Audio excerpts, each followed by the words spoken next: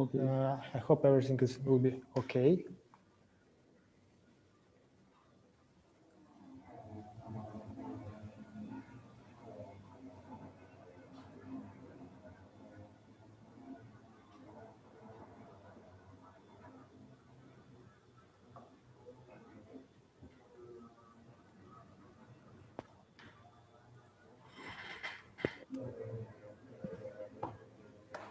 Yeah, the broadcasting has begun. We have 4 minutes before starting the opening ceremony.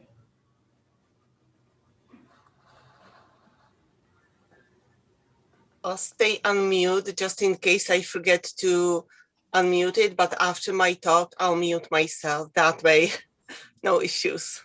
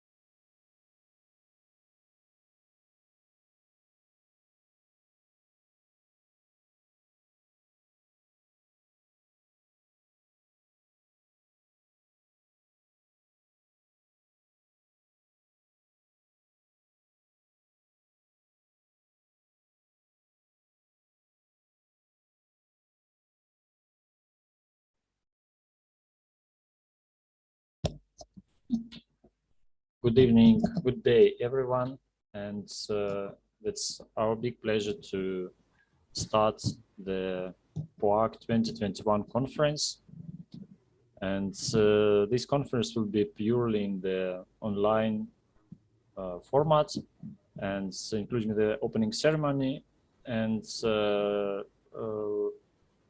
it's my pleasure to invite for the welcome speech the chair of the organizing committee, Dean of the Faculty of Geography of Lomonosov Moscow State University, Professor Sergei Dobrolyubov. Thank you, Sergei. Dear colleagues, it is my pleasure to welcome you in Moscow. It's the largest geographical center of Russia and in the largest university, Faculty of Geography, Moscow State University. We are grateful to you for kind consent to participate in the 26th International Conference, Port and Ocean Engineering under Arctic Conditions.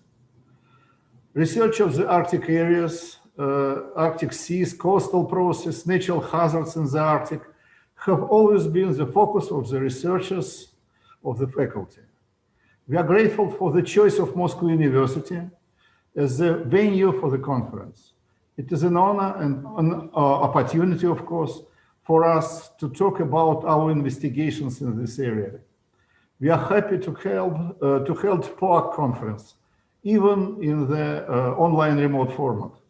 Our university has vast experience in organizing international conferences and seminars, and it was a great job to prepare for the conference. We will have 4 days of the online conference. The POAC conferences program includes scientific sessions, exhibitions. Unfortunately, the area to communicate between scientists is very limited in this format, but the organizing committee makes every effort to create a favorable environment for active presentations. We especially acknowledge sponsors of the event who supported the organizing committee.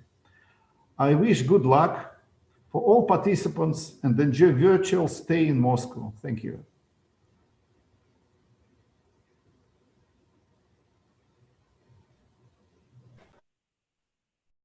Thank you, Professor Dobrolyubov. And with the next welcome speech, it is our pleasure to invite the POAC Secretary, Dr. Ivana Kubat. Thank you, Sergei. Good morning, everyone. It is my great pleasure to welcome you to the 26th Port and Ocean Engineering under Arctic Conditions Conference held in Moscow, Russia. When the conference venue was announced 2 years ago, no one could have imagined that we will be attending it remotely. The organizers spent an enormous amount of time planning it, and until the last minute, they hoped that it would be possible to run it as a hybrid conference.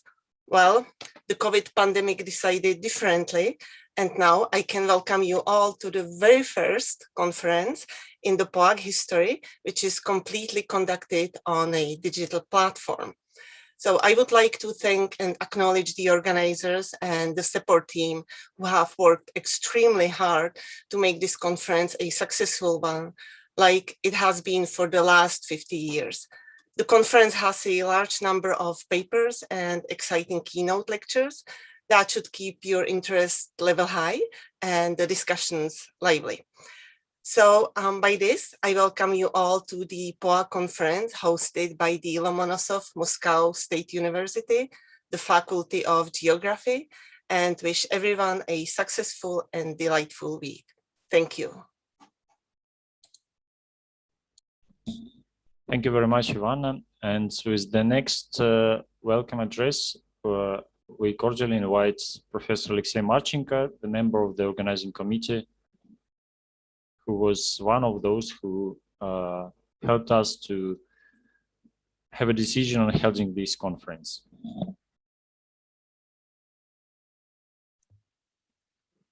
Yeah, it's a great pleasure to organize conferences in Moscow State University.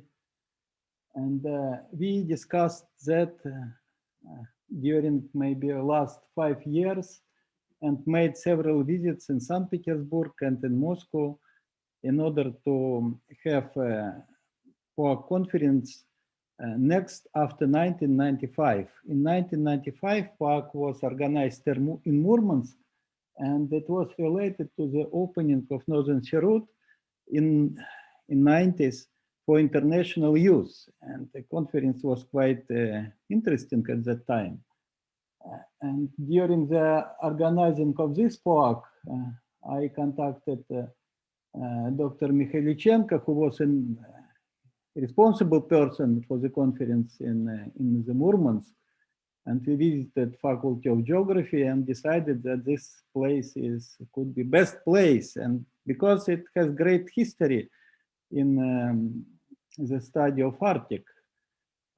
So there are many references, and the name of Professor Zubov, who wrote the book Ice of Arctic, is well known, and he organized the Department of Oceanology in Moscow State University in 1930.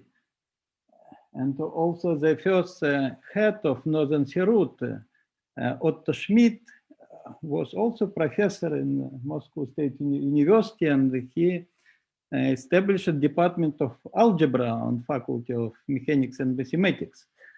So, and there are many other faculties which are involved now in Arctic research, including geology, biology, and geography, mathematics, mechanics.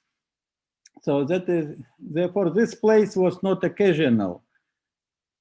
And I hope that we managed to attract participants from different Russian institutions and industry in order to show state of knowledge of Russian Arctic projects, because that was main wish from International Committee to organize conference in Russia, because Russia now run many big Arctic projects with global value. And we hope that we will provide enough information and the exchange of knowledge in this area during our meetings. So then thank you, and you are welcome to Moscow for virtual conference. Thank you very much, Alexey.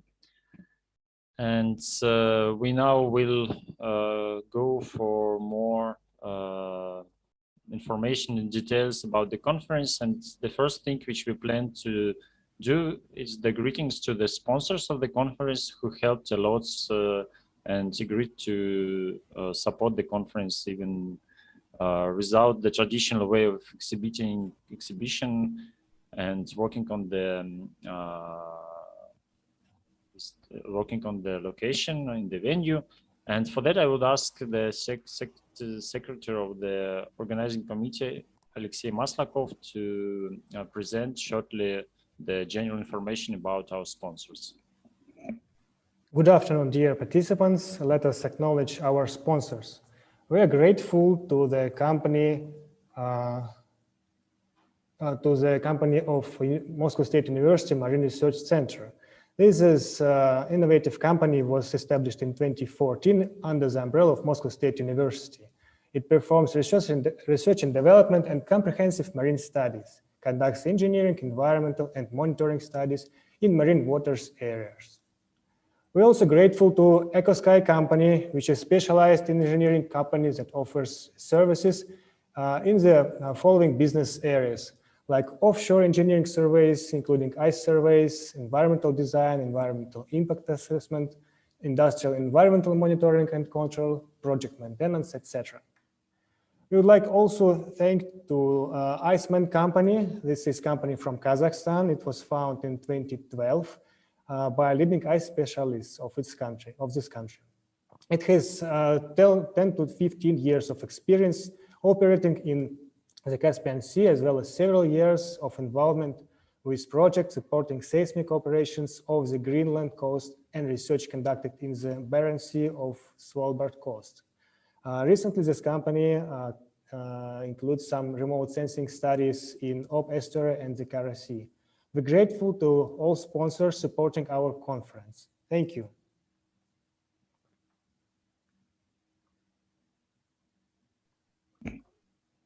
So thank you a lot for both Alexei, who gave this information, and for the sponsors. And we would separately acknowledge the sponsorship on the closing ceremony, as far as the funds were spent to support the POAC Young Scientist Awards, which will be acknowledged on the last day of the conference on Friday. And with this vision of the future days, this is a good point for short, more technical information about the procedure of the conference. And from that, I would cordially invite the participants who join the conference to ask and send the questions via YouTube channel, which is available, and all the translation goes from Zoom to the conference YouTube.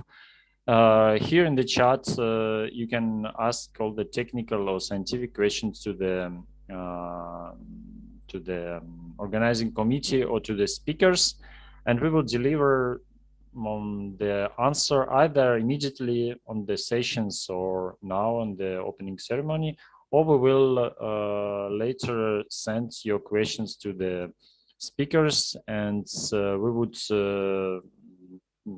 check the feedback on that.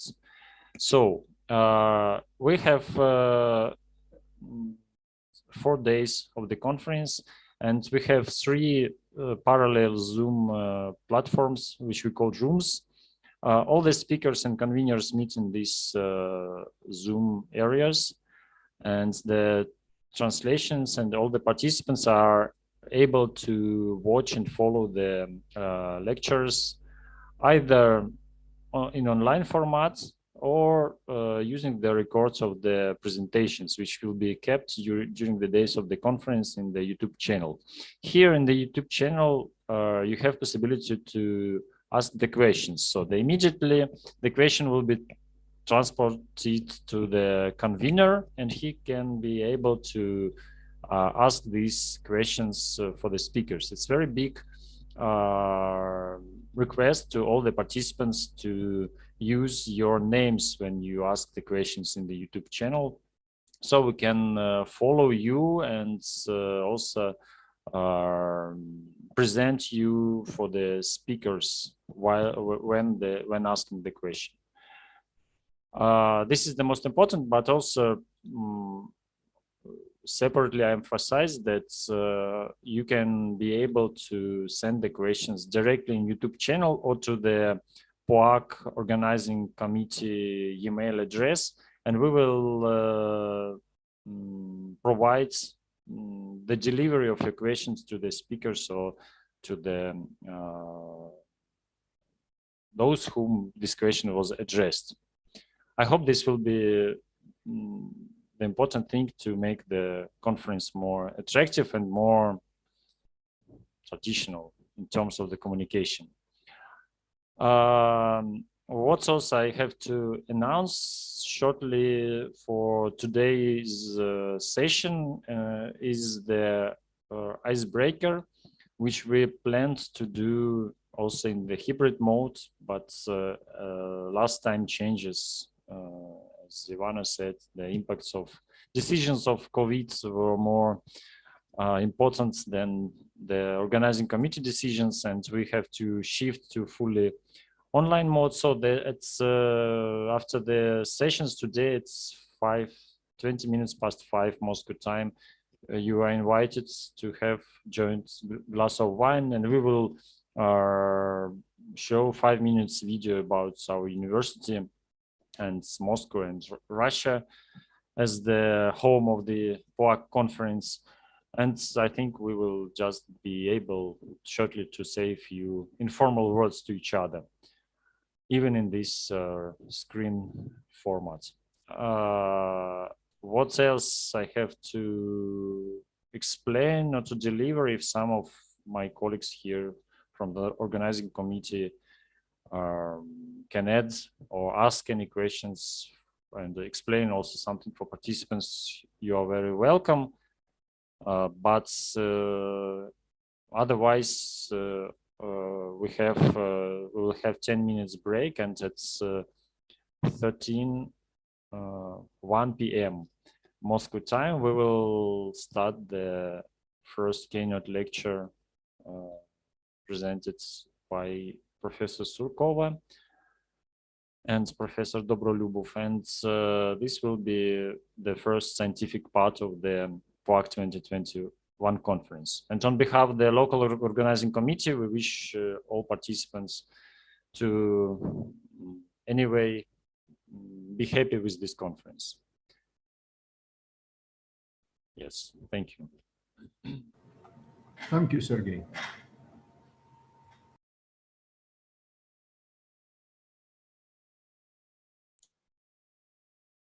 Thank you very much, Sergey.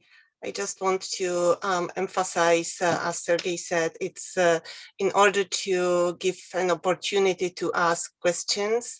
I also would like to ask all presenters to keep their time to 15 minutes for the presentations. So there is an opportunity to ask questions right after the presentation. Thank you.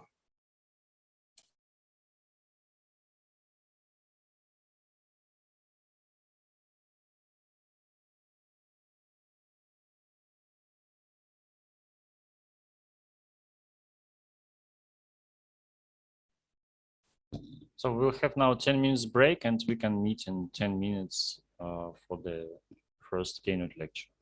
Thank you all for participating. Very good, perfect. So far, perfect.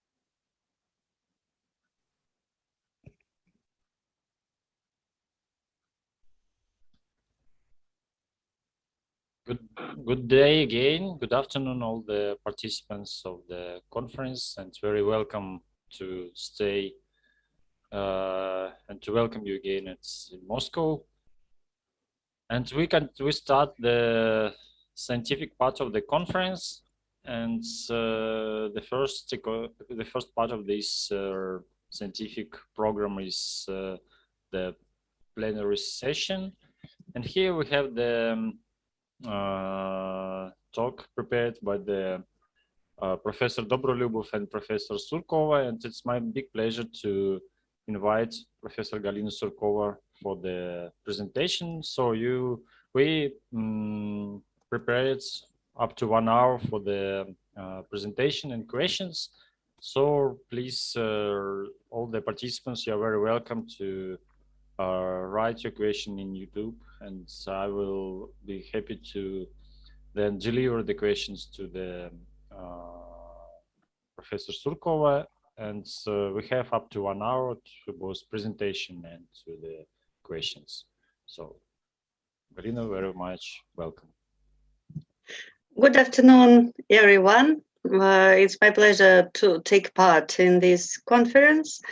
And I'm going to talk about recent results of our faculty about the Arctic from the point of view of geographers.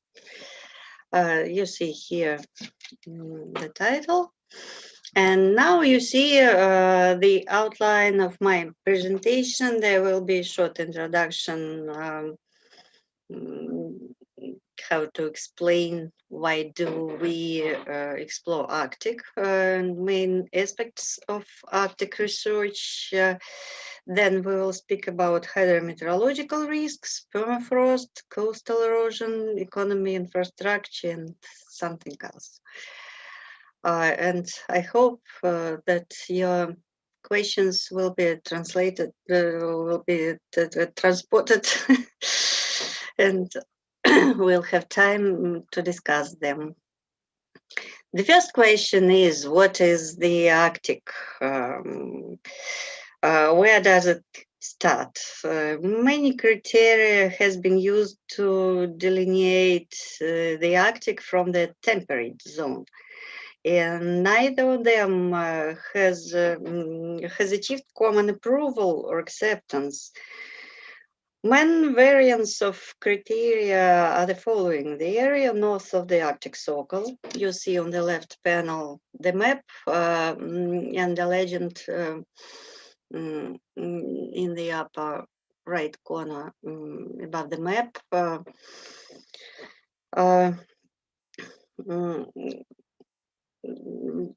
The most natural is the Arctic Circle, of course. But then there were developed different criteria. Tree line, 10 degrees of mean monthly temperature in July. The continuous permafrost, the sea ice cover, the marine boundary between cool and warm waters, and also the area specified by the Arctic Monitoring Assessment Program.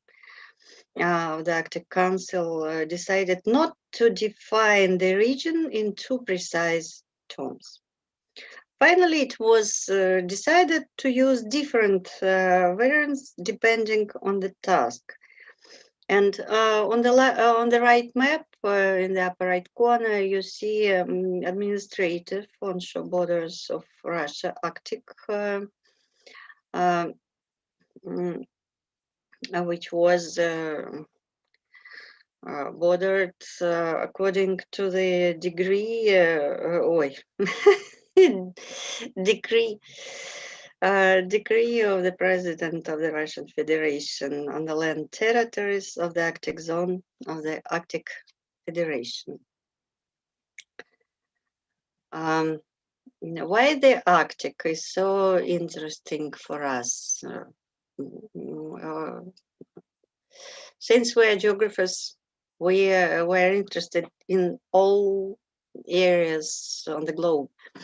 But Arctic, it has natural resources, and the natural resources of the Arctic are the mineral, animal, within the Arctic Circle that can provide utility, benefit to humans, and the mineral resources include major reserves of oil and natural gas, large quantities of mineral, including iron, copper, nickel, zinc, phosphates, and diamonds. And living resources of the Arctic are primarily the abundant fisheries.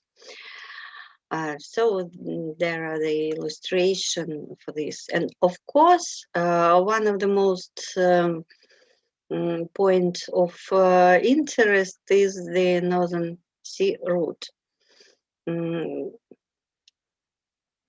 which in case of temperature increasing will be more open and easier to navigation. Also, from the environmental point of view, the Arctic contains some of the last and most extensive continuous wilderness areas in the world, and its significance in preserving biodiversity and genotypes is considerable. How do we explore the Arctic in our faculty? The structure of the Faculty of Geography comprises three main profiles: the ecological, geographical, economical, geographical, hydrometeorological, and there are 15 departments inside the faculty. And it's not occasional because geography is one of the base sciences that are devoted to the problem of interaction between society and environment. And during recent years, some integrative trends were in progress in geography, and that can be explained by following reasons: development of geoecology as a response to increasing anthropogenic impact on environment, interdisciplinary features of such branches as environmental impact audit, engineering, and environmental impact assessment, recent rising interest to problems of global and regional change of environment and climate, and appearance of GIS technologies as a scientific basis of sustainable development and nature management. And at the moment, a new structure of geographical science has developed on the faculty under the influence of these modern trends. And these are 15, as I said, departments, each of which is fully formed research center presented by prominent specialists and well-known scientists. Every department has connections with general and particular branches of geography. And so what I want to say, all these directions, all these research areas, our students are involved in this exploration, in expeditions and theoretical explorations and modeling. Then we'll say, we'll talk about problems with Arctic, because there are a lot of problems, because Arctic is very vulnerable, and even studying Arctic and especially explorating and during our exploitation of Arctic, we have to have in mind these points. Disaster risk. These are definitions taken from Intergovernmental Panel, from the glossary of Intergovernmental Panel on Climate Change.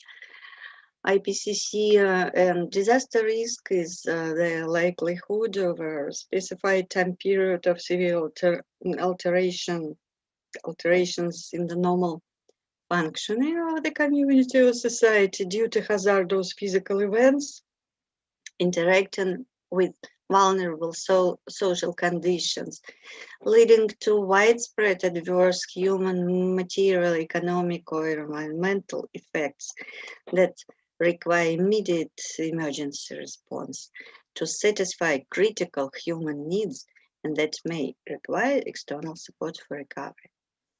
And then we also talk about climate extremes in the Arctic and climate change in the Arctic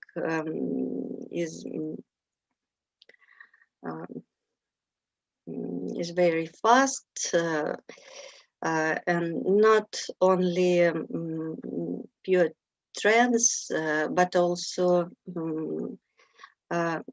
increase of probability of some climate extremes. So the climate extreme is the occurrence of a value of weather climate variable above or below the threshold value near the upper low ends of the range of observed values of their variable.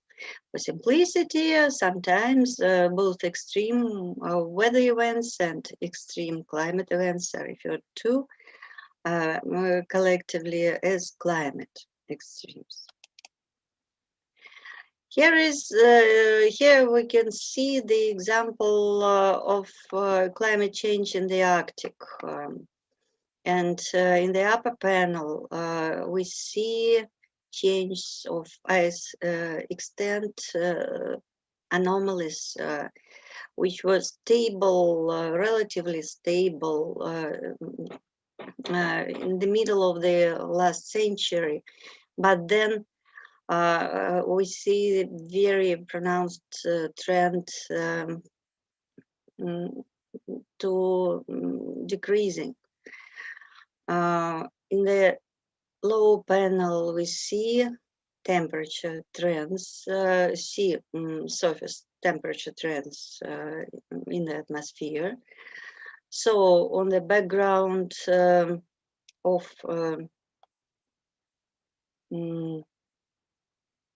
fluctuations, climate fluctuations, we see very fast increase of the temperature, of the global temperature. It's a red line. And in the Arctic, the increase of the temperature is very fast, much faster than the increase of the global temperature.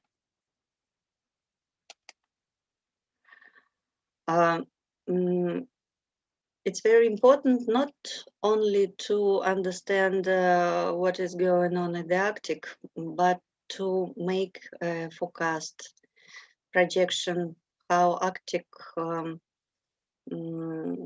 live next decades and in this century. For that, there were elaborated Earth system models which show different, which are based on different scenarios of greenhouse emissions. And here you see so-called spaghetti, which show different variants of development of temperature. And the most, the worst scenario is RCP 8.5. It is, this project is developed under World Climate Research Program and within the framework Intergovernmental Panel on Climate Change. By now it is worked out the next set of scenarios, CMIP 6, But they are very close to CMIP 5, and that's why I show you this graph. To continue about dangerous, about possible dangerous change in Arctic environment, here you see upper left panel. This is September sea ice extent. This range is shown because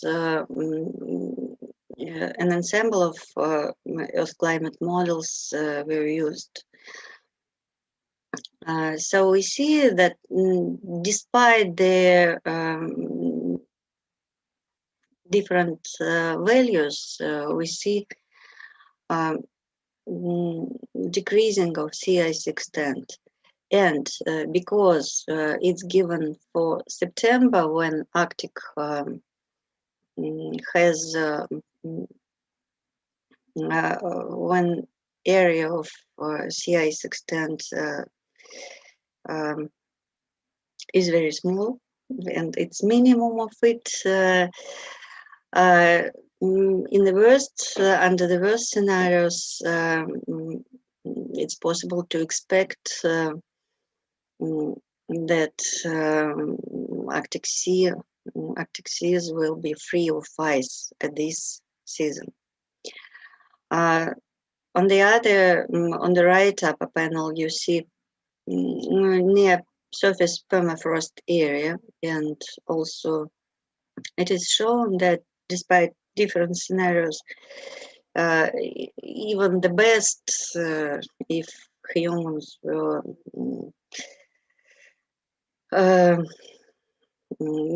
don't forget about environment, surface permafrost area will decrease. On the left lower panel, we see snow cover extent change, and also we see a negative trend. These are projections of climate. One of important point is the change in ocean surface acidity.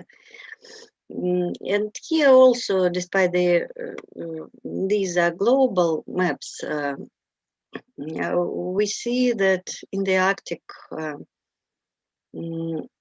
anomalies are very pronounced, and it may influence to biodiversity. Strategy which was elaborated for understanding what is going on and what we have to do. This is an example about climate extremes, but as I said, they influence on other parts of Earth system.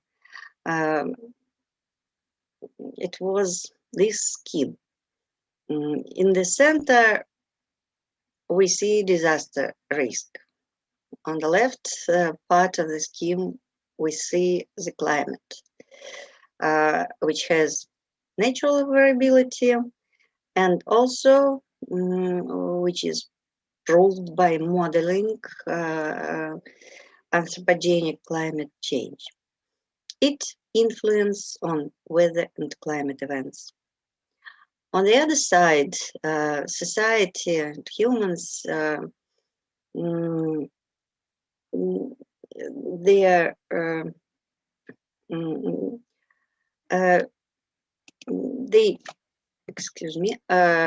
may be characterized by terms like as vulnerability and exposure. What we have to do is written on the right part of the scheme: disaster risk management and climate change adaptation.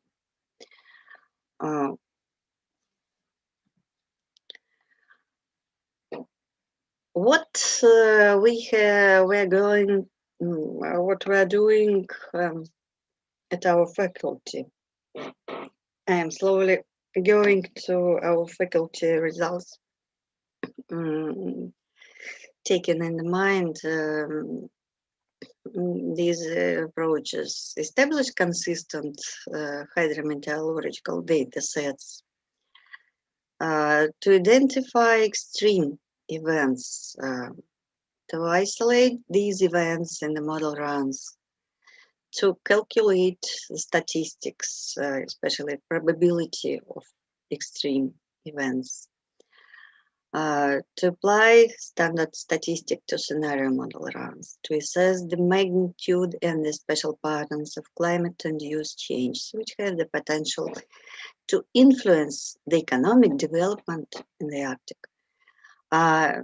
to develop standard risk assessments for regions, map hazards and risks, and to discuss with stakeholders and users the implications of this risk assessment. Main directions of our work on the faculty: monitoring, analysis, modeling, and of course, education. Because as I said, students are involved to all our scientific research. Then let's go to some interesting results of recent years, unique results of different research in different research areas. Here there is a illustration of, climate research in hydrology.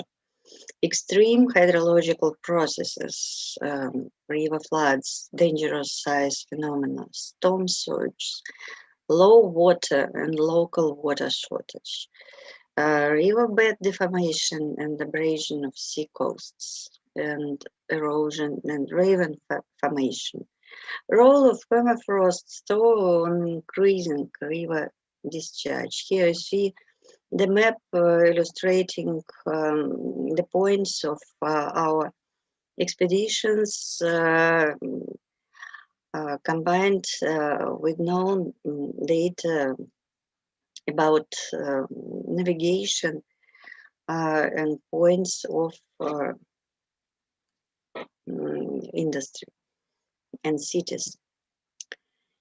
The next example from our colleagues, hydrologists, is mapping of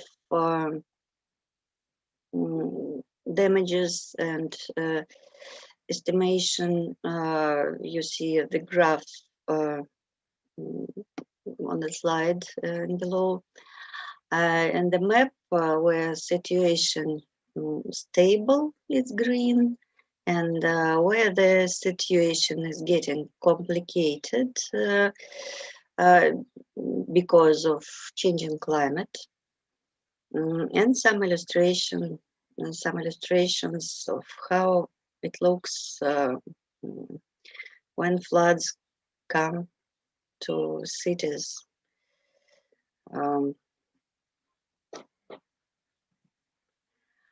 Another problem are ice jams. Ice jams, they especially dangerous in spring and autumn. And here also you see the map published in the National Atlas of Russia. And in the left low corner, you see the map where it is shown the frequency of water release to the floodplain during the spring ice drift.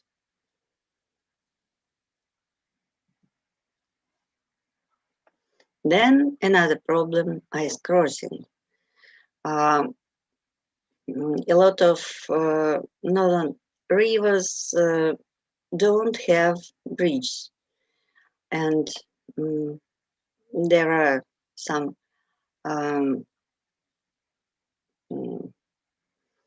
yeah, some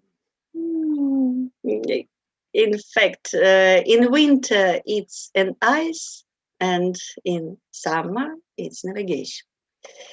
And because of warming, modern change in ice conditions is shown in the table. And see, please, freeze up, shortening the duration when the river is frozen. Kola Peninsula, Karelia, these are different regions in the land part of Russian Arctic.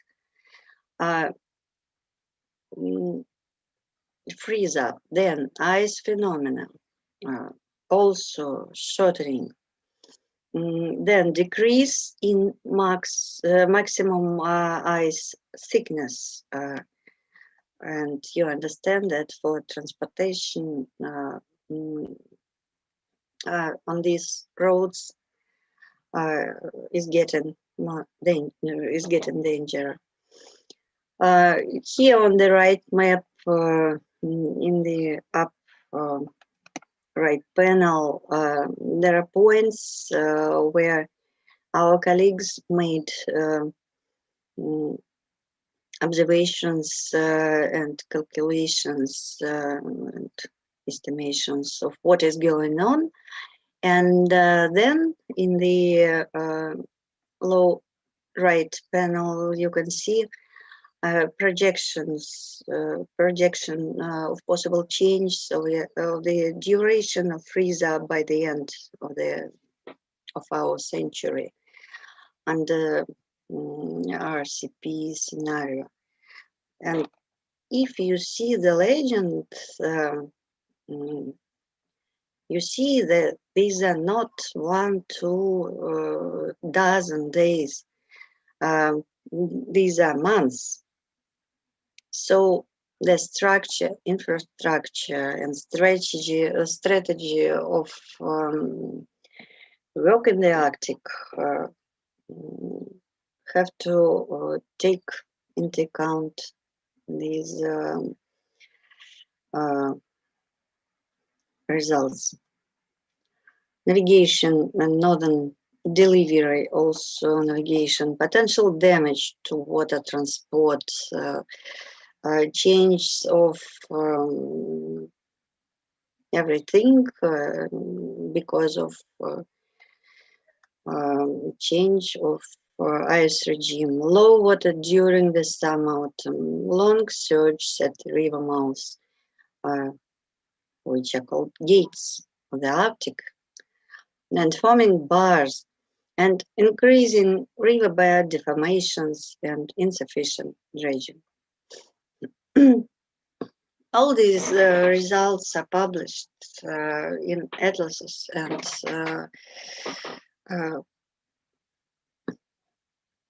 papers in reviewed scientific journals. And one more map also prepared by our colleagues from hydrology, extreme riverbed processes in the Arctic zone of the Russia.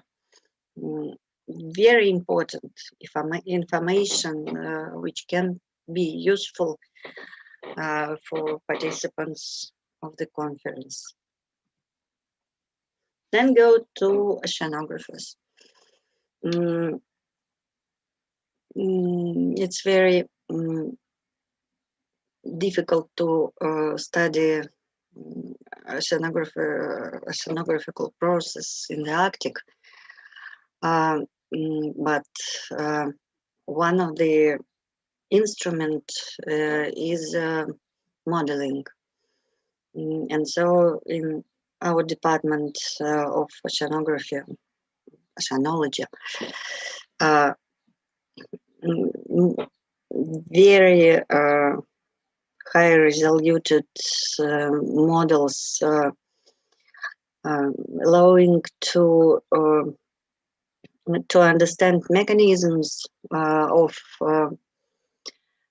influence Atlantic to the western part of Russian Arctic. Decreasing of ice in the Arctic and to make projections for the future, and also to make statistic for the recent time. Here you can see the example unstructured grid for the Barents and Kara Seas. Unstructured because the spatial resolution is different, and the closer you to the coast, the more structured is the grid. But the influence of the outer waters of Atlantic Ocean is included also into the model. One of the problems which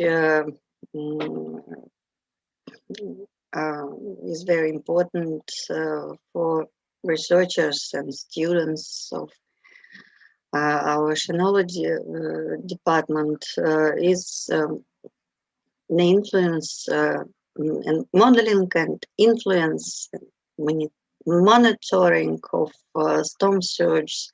And here you see the consequences of storm surge in the Barents Sea in Varantai. There are a lot of results, and here you see some of them. White and Barents Sea. On the left upper panel, you see the graphs of number of surges for with different heights range for different sites. Number of surges depending on seasons. All these data are formed from modeling, and this statistic comprises long period. You see 79 and 15. Number of surges depending on wind and pressure, atmospheric pressure contribution in surge formation.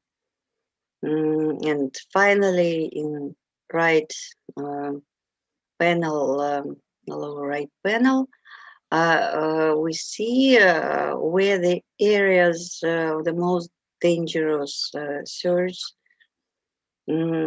maximum height possible once in 100 years. There is one more example how we model closely. This is an example for Kara Sea. And here is the model grid, which is getting thinner and thinner closely to the coast. And finally, as it's written, the size of the model grid cells varies from 15 kilometers in the center of the sea to 500 meters in the coastal zone. And in some special places, the size of the cells is reduced to 250 meters.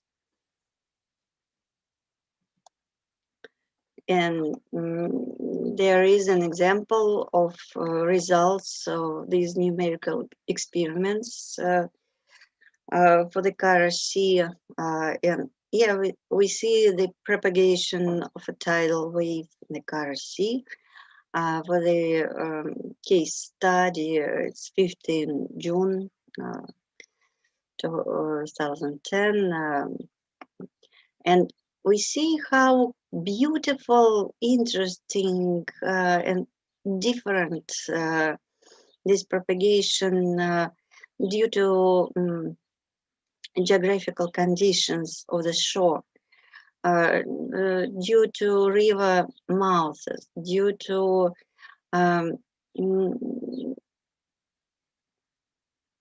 islands on the western side of the Kara Sea. Another example for the Kara Sea, the highest surge value calculated by the ATSUR model in the Kara Sea for the period also, and you see that special regions, and it should be taken into account, thinking about the structure of infrastructure of coastal strategy and everything else. These results should be also taken into account. Another example, very beautiful also. This is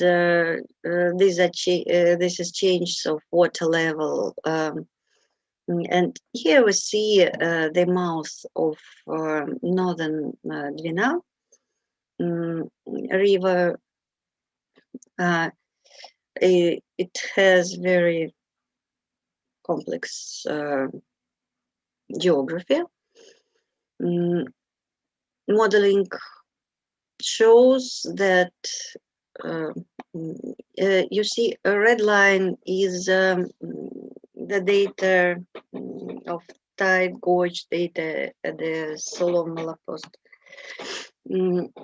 Only at peak situation model didn't give so high results as it was.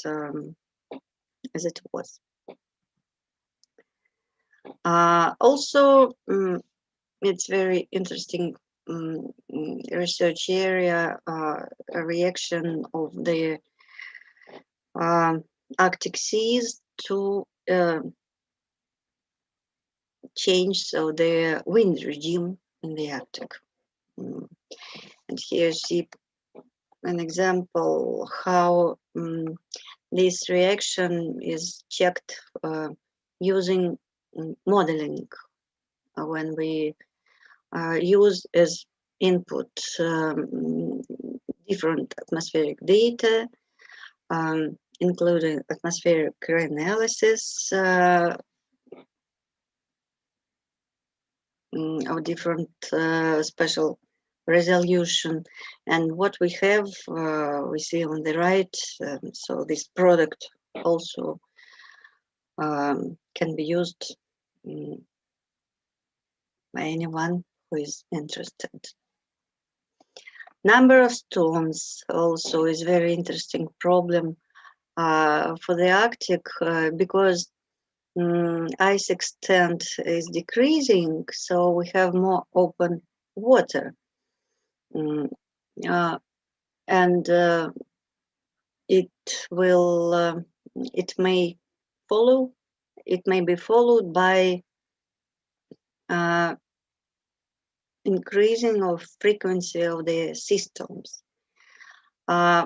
Observations show that during last decades, unfortunately here we see only until 2010, but nevertheless there are some fluctuations, but we don't see any special trends.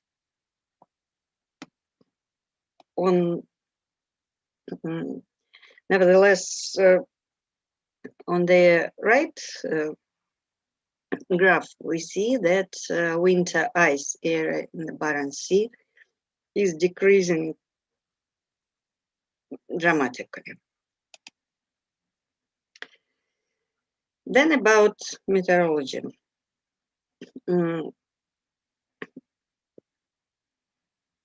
I told that modern climate, it's observations. Future climate, these are results of international nature, scientific groups and modelings. And in the right panel, you see again this picture of dramatical temperature increasing, which is possible in case of the worst climate scenario of greenhouse emission. There are some results. For example, this is surface air temperature.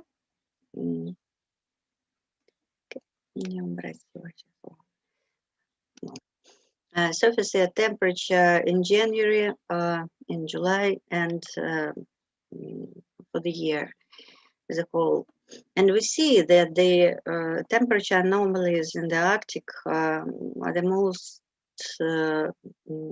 pronounced, especially over Arctic Sea, especially in winter. Then we also made a work to assess different characteristics and meteorological, and I show only some meteorological extremes projections. Projection for the end of the century. On the left map, you see the whole Arctic. And this is number of days with daily surface air temperature above zero. And we also see that all anomalies compared to observations, they are positive, especially again over the Arctic Sea.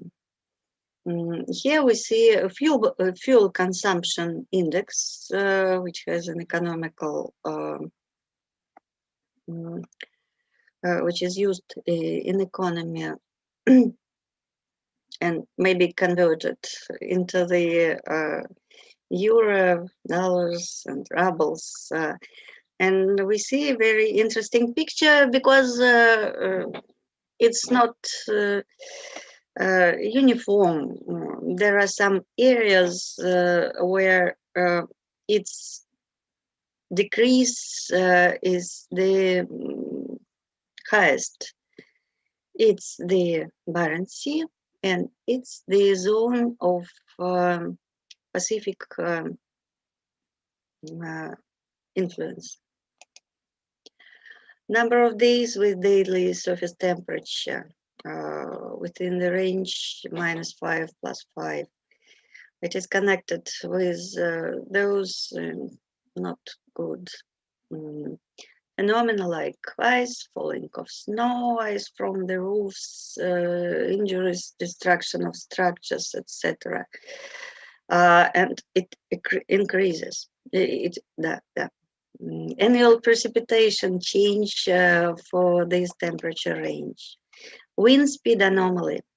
With the increase of global temperature, it is fixed that wind speed decrease over the continent, but over the Arctic and on the Arctic shores, wind speed increases.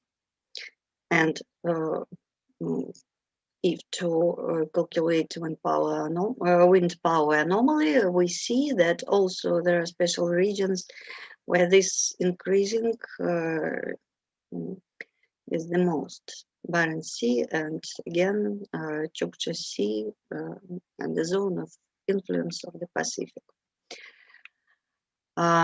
Frequency of sea storms also what we've done. And without details, I may say that Our projections show that frequency of storm wind with special synoptic situations probably will increase also during our century.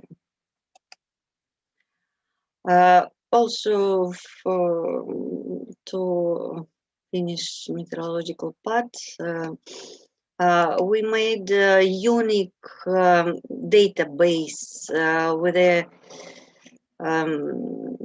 special resolution of 13 kilometers for a period 1980 and 16. Using a special model, it's a special kind of reanalysis which can be used and maybe interesting for some users. One more point of our interest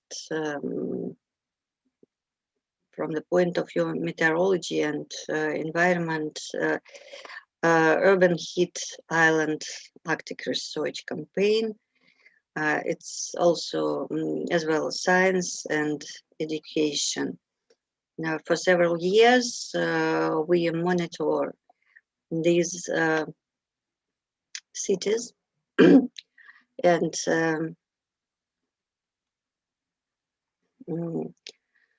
find that even in the Arctic, heat island exists. Then permafrost, of course, it's part of research area of our faculty. And you see not only data of observation, but also projections. And there were created maps. And here you see permafrost in Russia and projection of soil temperature change in winter at a depth of 40 centimeters. Again, about permafrost, this is projection of the thickness of the seasonally thawed layer. It changed everything. It changed industry, infrastructure, and coastal dynamics also, which is very important. The Arctic coasts are currently eroded with average rates from half of the meter up to the 10 meter per year. And these studies, expeditional studies, monitoring of special points and modeling of possible future processes are in process. Here you see the illustration how it changes ice-free period extension, ice-free period extension for coastal erosion in Arctic coasts. Temperature growth and very pronounced increase of the temperature by the end of the 20th century and these years. Wave dangerous storm events intensification, and also very interesting trend in the end and the right end of the graph. I'm sorry for interruption. We have 1 or 2 minutes. Yes, just illustration. I'm about the final. Beside that, because even 1 hour is not enough to tell everything about our research, biomedical problems, socio-economic aspects, wind power and alternative energy atlases, and many other areas of research of the process and mechanisms of change in the natural and economic environment of the Arctic and their forecast, what is very important, because we want to know what will be in the future. So you see the conclusions, they are positive. I hope they will be realized, our hopes, and what I would say at the end, that the Arctic is very sensitive to external influence and internal feedbacks also, what is important. And we are open for cooperation to explore the Arctic. Thank you very much for your attention. Thank you very much for the excellent presentation. And according to the format, we invite the participants to proceed the questions. From YouTube, we have a few minutes for that, or those who participate in the Zoom room are also available to ask the questions in normal way. So both options are fine.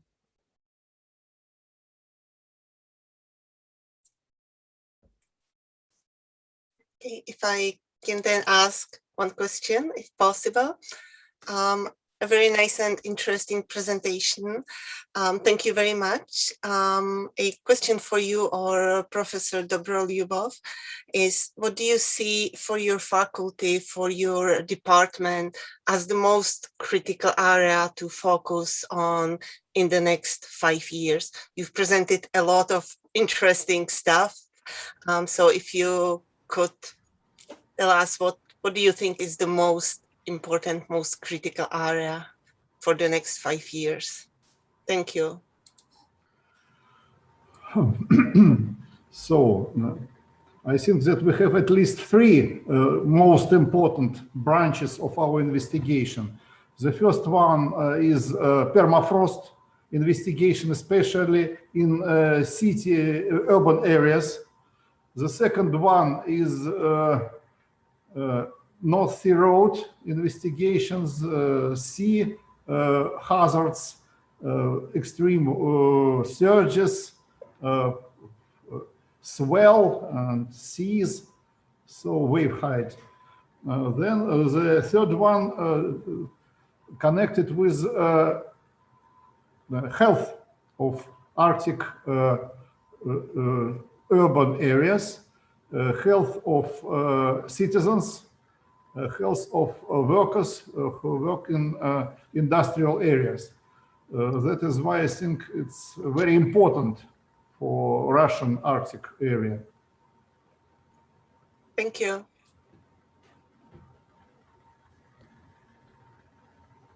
Okay, so we have quite limited time now, and so we invite the rest of participants to proceed with the questions on the recorded version of the presentation, and we will then pass this to the speakers, and we will definitely try to provide the feedback. So thank you for the speakers for the first plenary session, and we will have now then the 5 minutes break. And two parallel sessions will be open in the next 5 minutes at 2 p.m. Moscow time. And one session will be held in this room 1, and the second session will be held in the room 2. So all the instructions you have.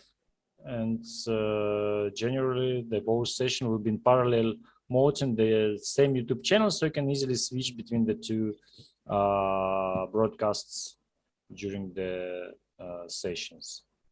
And I invite the next conveners to join the Zoom rooms, and so you will be met by our assistants, and also the speakers are very welcome to join the Zoom room, definitely. Okay. Thank you very much for the start. Thank you all the participants of the opening ceremony. Thank you first plenary speakers, and good luck with the next days of the conference. Thank you. Thank you. Thank you, Galina. Thank you, Sergey. Thank you.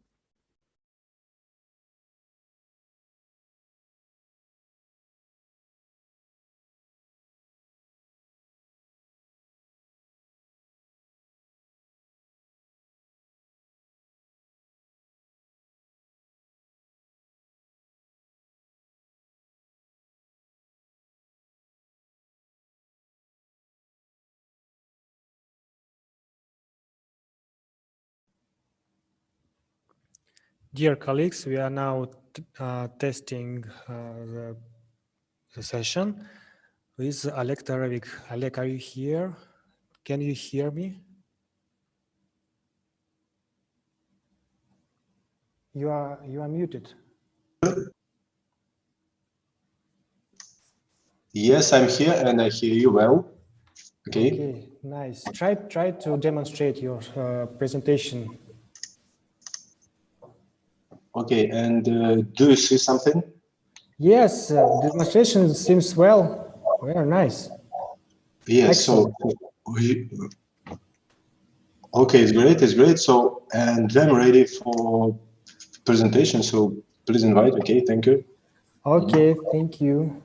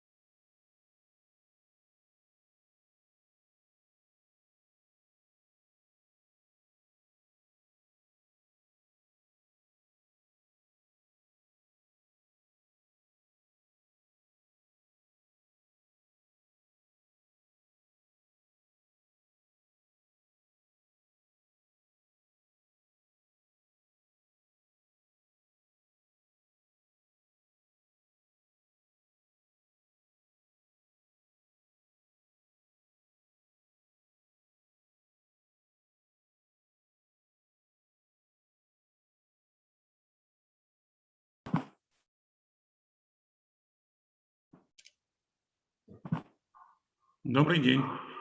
Здравствуйте. Звук выключился. У нас все есть? Присутствуют все? У нас отсутствует Андрей Афонин. А вы не знаете, он будет презентовать или не будет? Андрей Борисович не сможет выступать, А. вот, к сожалению. И что тогда? Мы, наверное, сразу туда будем тогда Екатерину Андрееву вызывать, да? Да. А скажите, пожалуйста, можно ли выступление на русском языке, презентация, чтобы на русском была? А сама презентация на английском, я надеюсь? Ну, вообще у нас международная конференция, и мы... Ну, мы поняли, да, что сейчас... Да, давайте по-русски, конечно. По-русски можно, да? Ну, а как иначе, если других вариантов нет? Давайте говорить по-английски. Dear colleagues, let's speak in English. We are within international conference, okay? The English is a language of communication. Okay, Ekaterina, you are convener, please. You must start. Thank you. Ladies and gentlemen, it's time to start. It's 2 o'clock Moscow time, and I welcome you to the, just excuse me.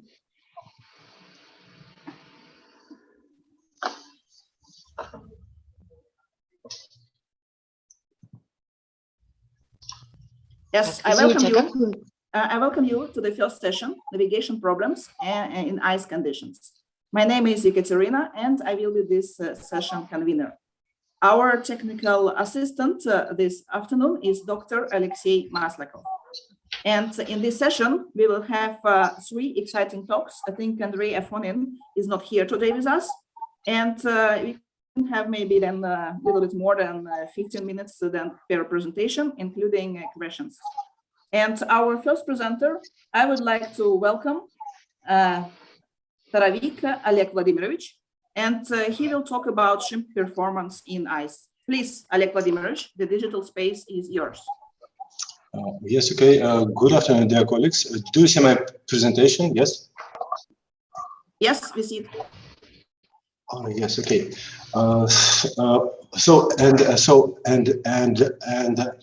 And I would like to present you a study which is devoted to the analysis of the influence of the season and region of ship operation on ice performance of a ship. And first of all, I would like to say a few words regarding the relevance of this study. So all ice parameters in general could be divided into 2 groups. And the first group are the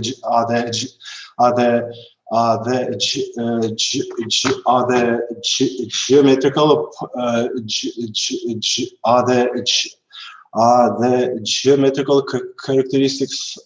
characteristics of ice, and they are represented by such values as total ice concentration, ice thickness, floor size, diameter, and different values. And all these parameters are geometrical in their nature. And the second group are the physical and mechanical properties of ice. And the main of them that influence ice performance of a ship most of all is the ice flexural strength of a ship. Is the ice flexural strength.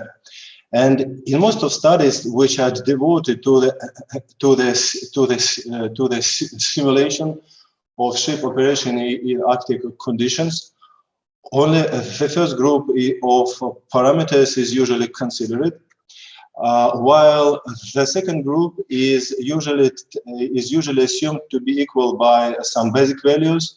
For example, ice flexural strength is usually assumed to be 500 kilopascals.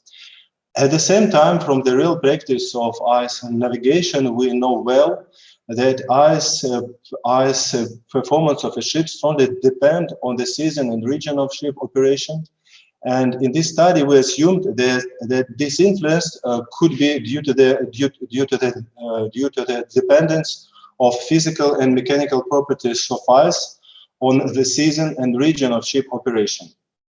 And we tried to find some corresponding research in the literature, but actually we have found only some empirical data from 1970s and no modern research in this field. And we recognize this situation as a kind of research gap, and in this study we try to address this research gap.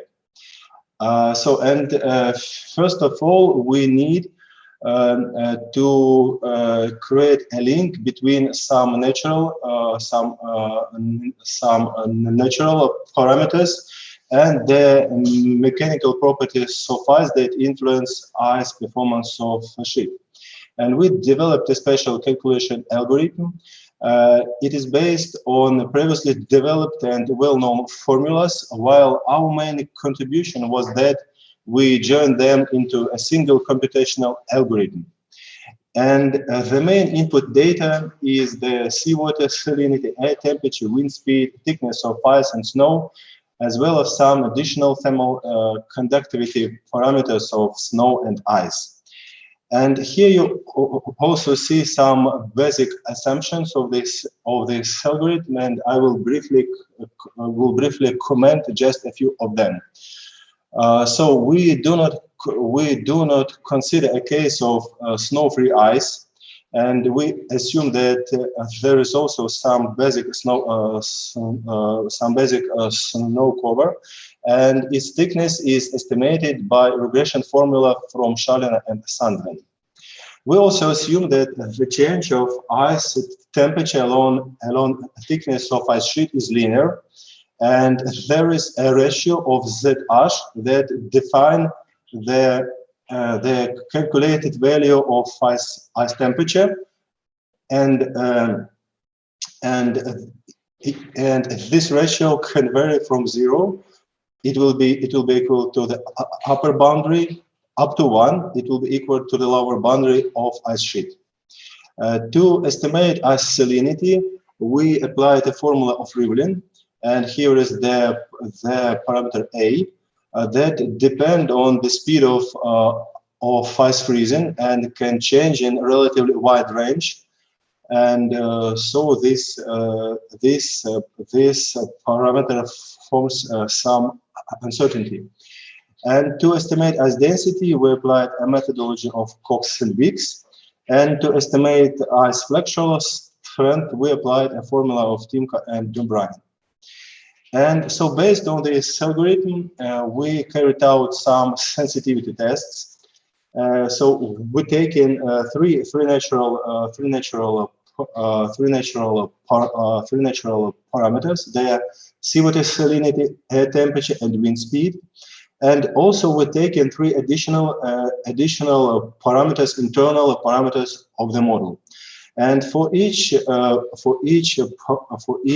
parameter, we set a basic value and some range of the variation that correspond to the real observed values. And we also varied each parameter separately. And from the results, it could be seen that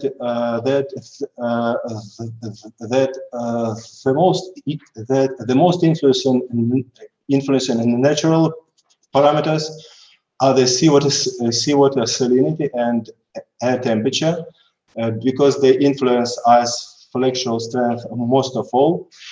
Wind speed was found not so seriously influencing factor, and the same situation is with internal parameters of the model, while the ZH ratio that defines calculation section and an average air temperature. It also has a significant influence on ice flexural strength, and we assume this parameter to be a kind of a measure of uncertainty of ice temperature in general. But in further calculations, we take the average value, so ZH was taken to be equal 0.5. And so the most influencing weather parameters are the seawater salinity and air temperature. And our next step was to estimate how these two natural parameters change in space and in time. And for this, we used an open source database, and we analyzed the monthly average values of seawater salinity and air temperature. And here you see 4 pictures. Seawater salinity in October and in March, and it is well seen that there is different values in different regions. For example, in Ob Bay and close to the mouth of Lena River, the seawater salinity is on average lower than in other part of the Arctic. And this is due to the high inflow of fresh water from Great Siberian rivers.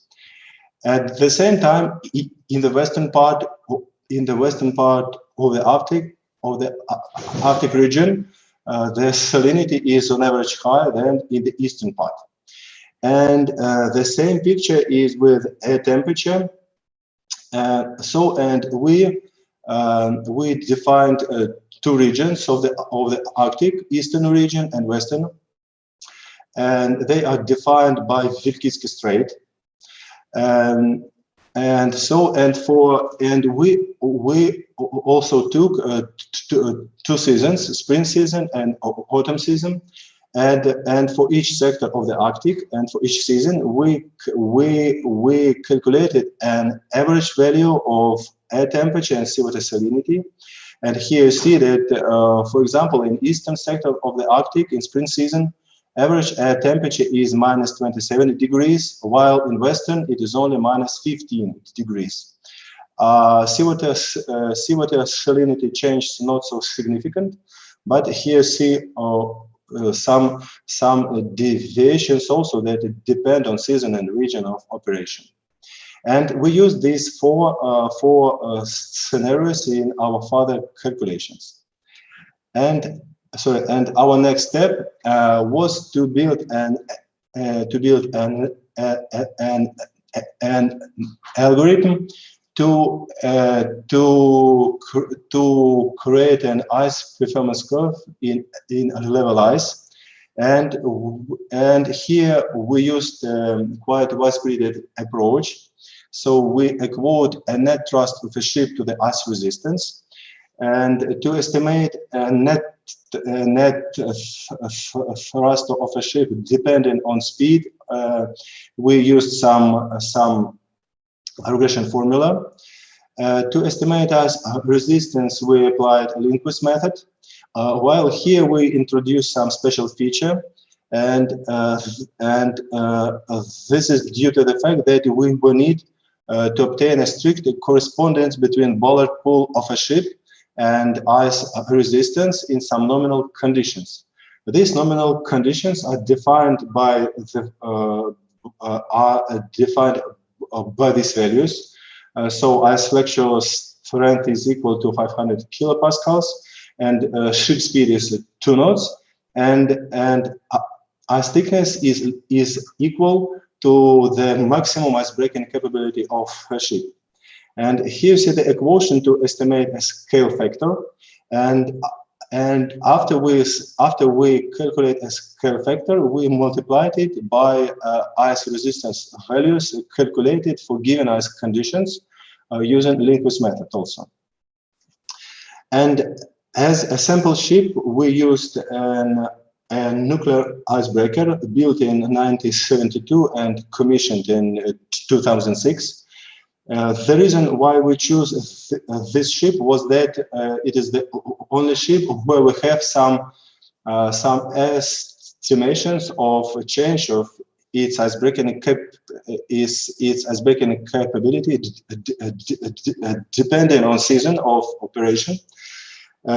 Its nominal value of icebreaking capability is 2.3 meters, while in winter, spring period, it drops down to 1.9 meter, and in summer, autumn, it rises up to 2.6 meters.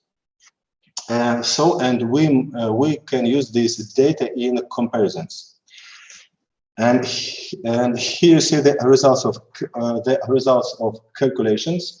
So we make four calculations for each sector. For each sector and for western sector of the Arctic, and for spring and for autumn seasons. And we see that there is a significant range of variation of ice breaking capability of a ship. For example, according to our calculations, ice breaking capability ranges from 2.05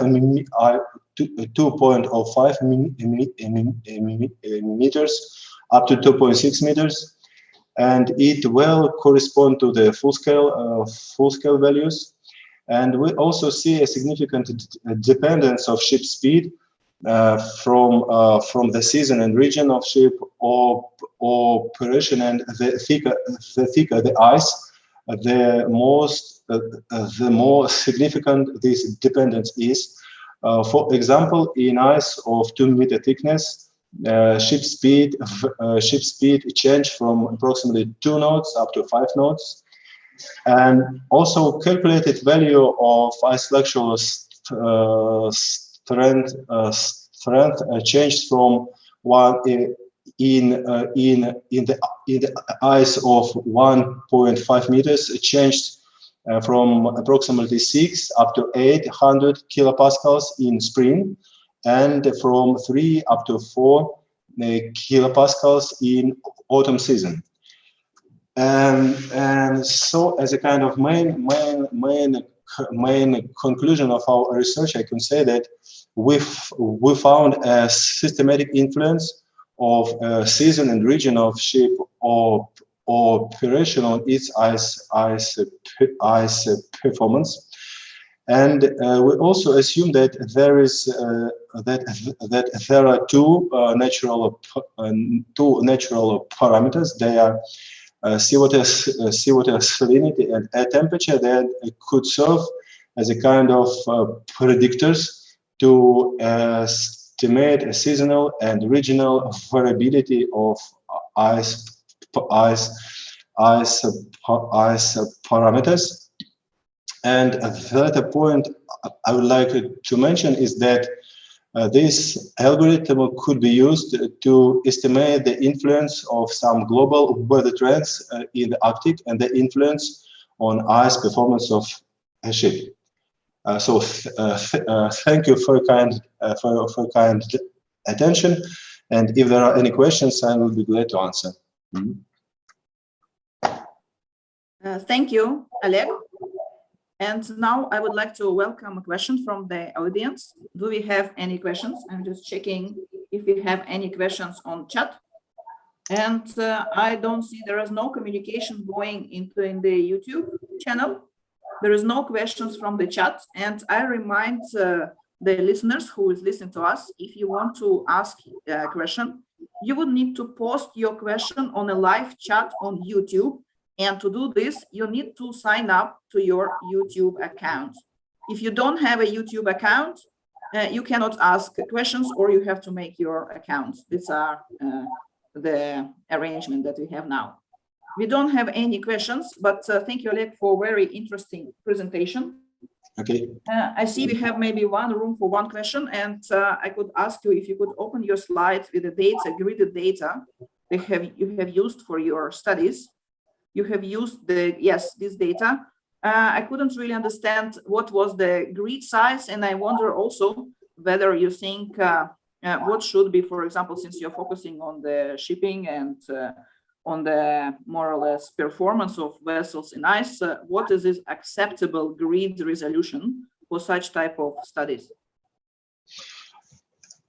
So it is quite, it is a question that we do not focus in our study, but I think that in general, according to our practical experience, because we apply this method in our practical calculations, especially in ice routing of a ship, we used a monthly average values. So we used. But it is also, it is a kind of just example here. We can assume that ice properties in some particular point of the Arctic could depend on the location. Could depend on ice on average monthly ice temperature and seawater salinity in this particular place of location. But at the same time, due to the drift of ice, so we know that there is ice drift, and ice always mix in some point. We think that it will never be possible, to reveal a true values of air temperature and seawater salinity that influence ice formation from its freezing up to its melting. And due to this fact, we can apply some very approximate values. But our main aim is to account for for some global changes, because in general, for example, in this region, the ice thickness should be more. The ice flexural strength will be more higher than, for example, somewhere here. And so I think that the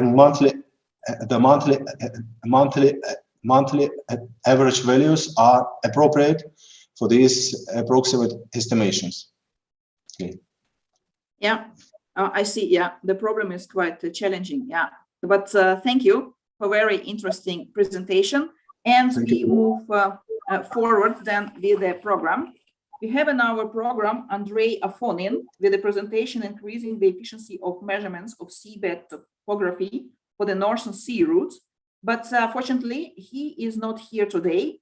So we will skip him and we will move to Ekaterina Andreeva, who will who will talk again, will focus on the Northern Sea routes, and we'll talk about her approach to the choice of the optimal routes in the Northern Sea route. Please, Ekaterina, the digital space is yours. Здравствуйте. Так, подскажите, пожалуйста, как добавить презентацию? I will just talk Russian for maybe a technical assistant can help you. Yeah, I can help. Ekaterina will tell our presentation in Russian. We are sorry for this. Окей, Екатерина, вам нужно внизу кнопочка зеленая, называется демонстрация экрана. Нажимаете на нее. Появляется несколько окон, выбираете окно с презентацией. Или просто нажмите совместное пользование. Так, весь экран, окно. Можете весь просто экран. можно, да, чтобы во весь экран.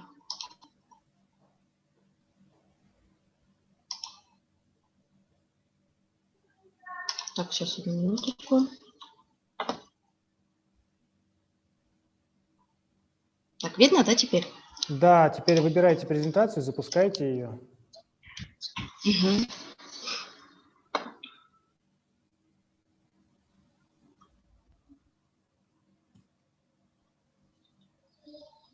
Так, зависает сейчас.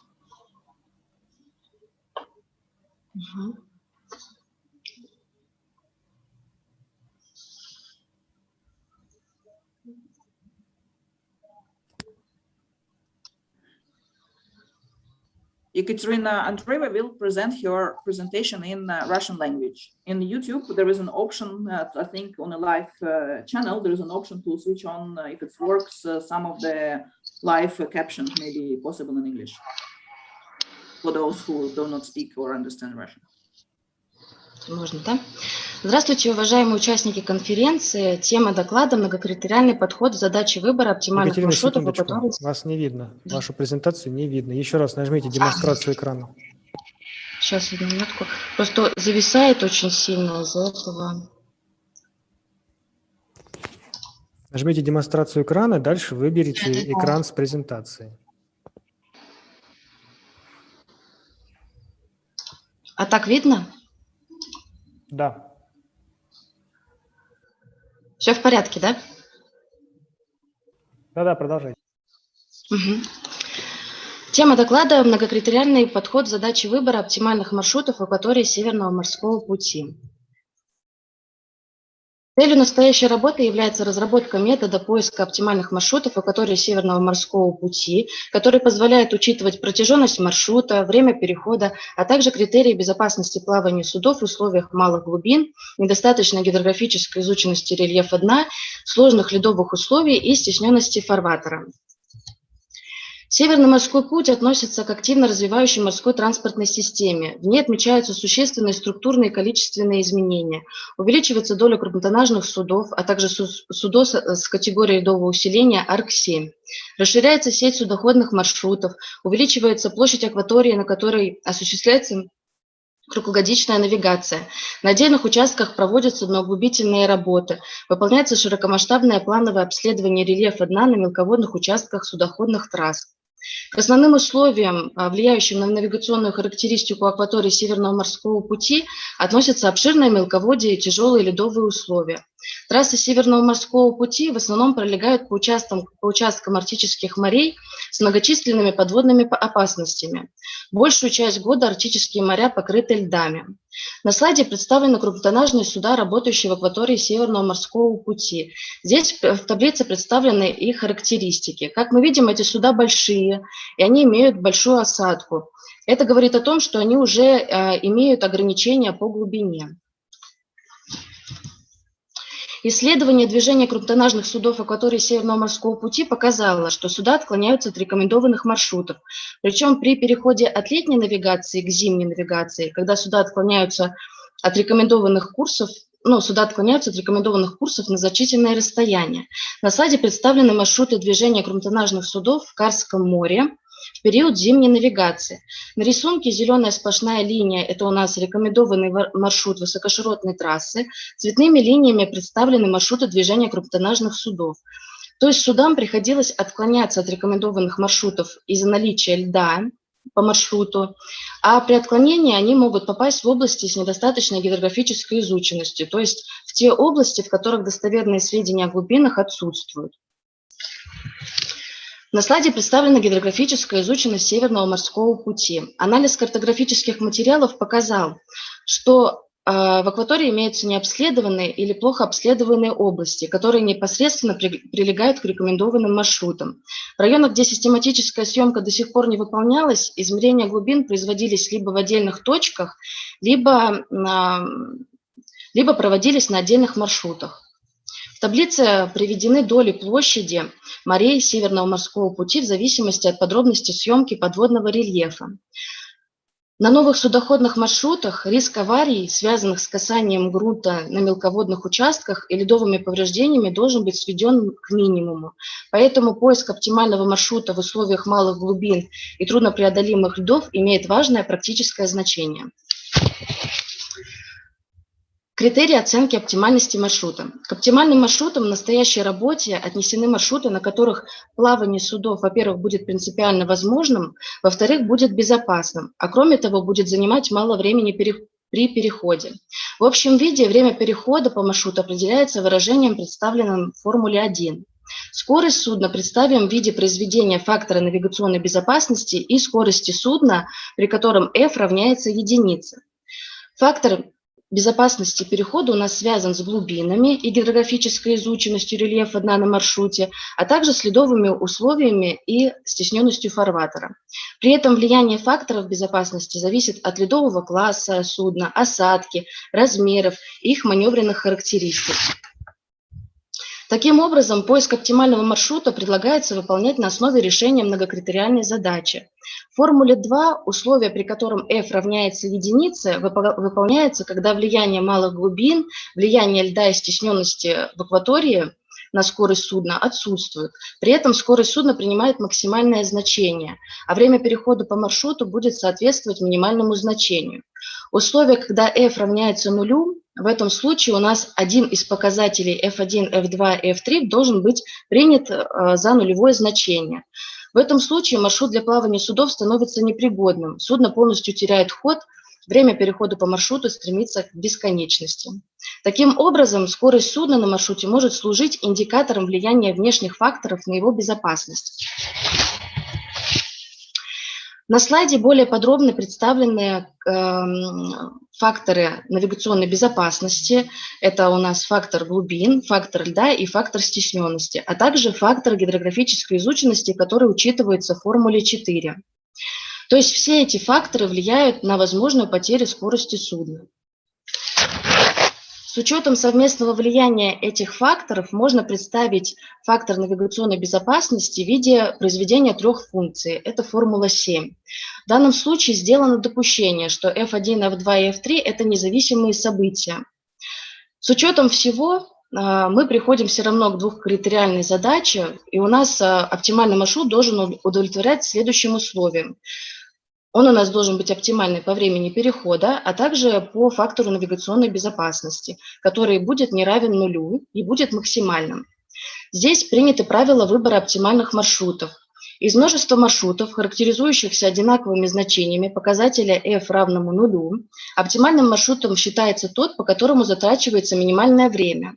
И наоборот, если у нас есть маршруты с одинаковым наименьшим временем, за оптимальным принимается маршрут, безопасность которого будет иметь наибольшее значение. Для иллюстрации метода выбора оптимального маршрута рассмотрен пример поиска оптимального маршрута для судов с ледовой категории ARC-7, которые имеют осадку 12 метров и ледопроходимость 1,7 метров. В данном случае у нас были маршруты расположены между границами А и Б, расстояние между которыми по прямой равнялось 200 миль. Глубины на прямой линии АБ составляли около 50 метров. По мере удаления в юго-восточном направлении от первого маршрута у нас глубины уменьшались. Подводный рельеф был изучен с подробностью 500 метров. Толщина льда по прямой линии, соединяющая точки А и Б, составляла 1,3 метра. По мере удаления от этой линии, а также в юго-восточном направлении, у нас толщина льда уменьшалась до 0,4 метра. Фактор стесненности F3 в данном случае не учитывался, потому что акваторию можно отнести в данном случае к открытому типу. Между точками АБ были выбраны 12 маршрутов. Здесь уже на схеме представлен желтым цветом выделенный оптимальный маршрут под номером 7. Первый маршрут – это маршрут, который имеет наименьшую протяженность. И 12-й маршрут, выделенный красным цветом, это маршрут, который не пригоден для плавания данных судов. На слайде представлены параметры этих маршрутов отдельно. В данном случае можно сделать сравнительную оценку всех маршрутов. Маршрут первый имеет самую небольшую протяженность, на нем отмечается самое значительное влияние льда на снижение скорости, при этом влияние глубин на потерю скорости имеет наименьшее значение. С учетом этого суммарное воздействие фактора навигационной безопасности привело к тому, что скорость судна упала до 2 узлов, и время перехода по данному маршруту составило 100 часов. Можно посмотреть на 11-й маршрут, который также время перехода составляет 100 часов, но при этом он на 100 миль длиннее, чем первый маршрут. Все это произошло из-за того, что его на этом маршруте скорость на 1 узел выше, чем первого маршрута. Ну и самые оптимальные маршруты, на которых была самая максимальная скорость, это у нас 7-й, 8-й и 9-й маршруты. На них фактор навигационной безопасности самый высокий, но с учетом вышесказанного правила, так как у нас 7-й маршрут имеет самое минимальное время, он и будет оптимальным. В летнюю навигацию, когда у нас на трассе отсутствует лед, суда двигаются параллельными курсами в полосе шириной движения где-то 10 миль, около 10 миль. Вот, поэтому здесь фактор навигационной безопасности будет высоким, а время перехода будет близко к минимальному. Но здесь желтой линией выделен маршрут, который будет самым оптимальным. На основании проведенного исследования можно сделать следующие выводы, что предложенный метод позволяет решать задачу поиска оптимальных маршрутов судов разных типов в условиях сложной навигационно-гидрографической и ледовой обстановки. Точность и эффективность решения задачи выбора оптимальных маршрутов зависит от полноты и достоверности исходной информации. Практическое значение разработанного метода состоит в том, что он может использоваться при проектировании сети рекомендованных маршрутов в акватории Северного морского пути, а также при проработке перехода. Дальнейшие исследования будут направлены на уточнение частных критериев оценки безопасности маршрута, в том числе с учетом критерия стесненности акватории. Спасибо за внимание.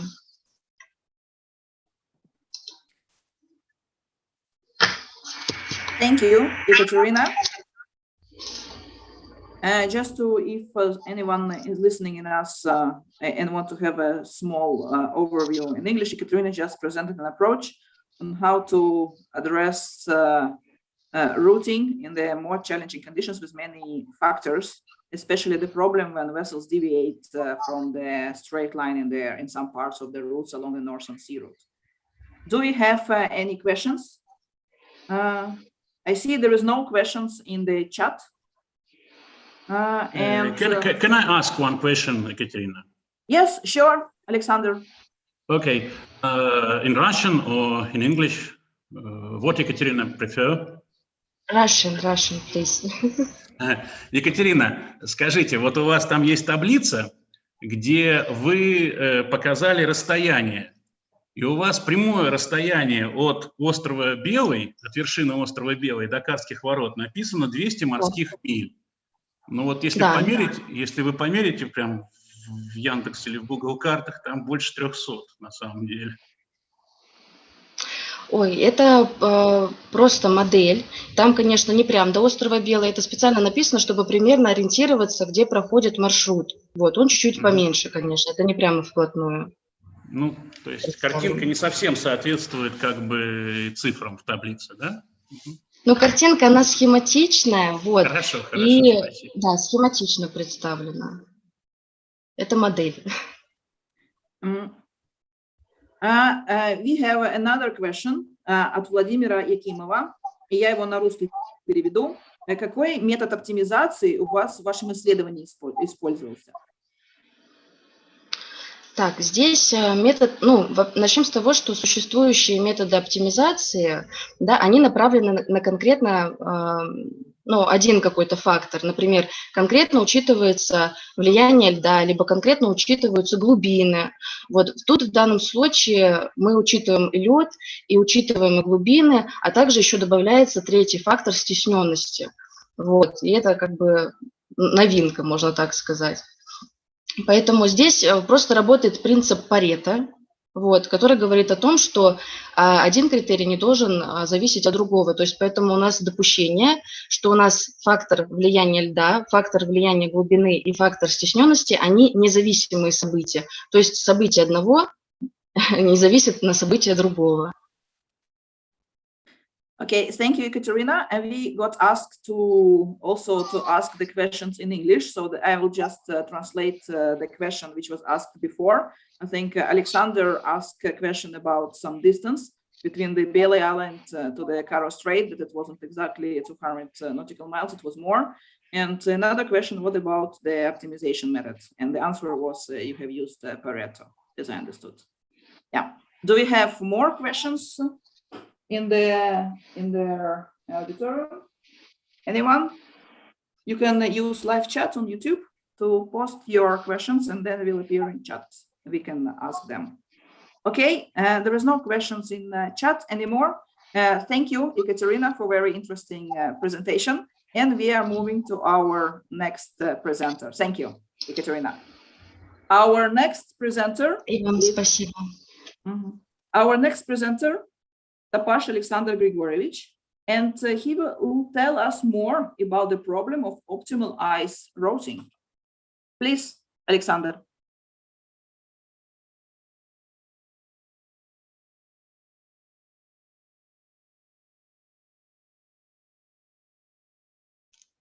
Okay, do everybody listen me well? Yes, we can hear you. And my presentation is in the screen? Yes, perfectly, yes. Okay, I continue the theme of ship optimal routing in ice.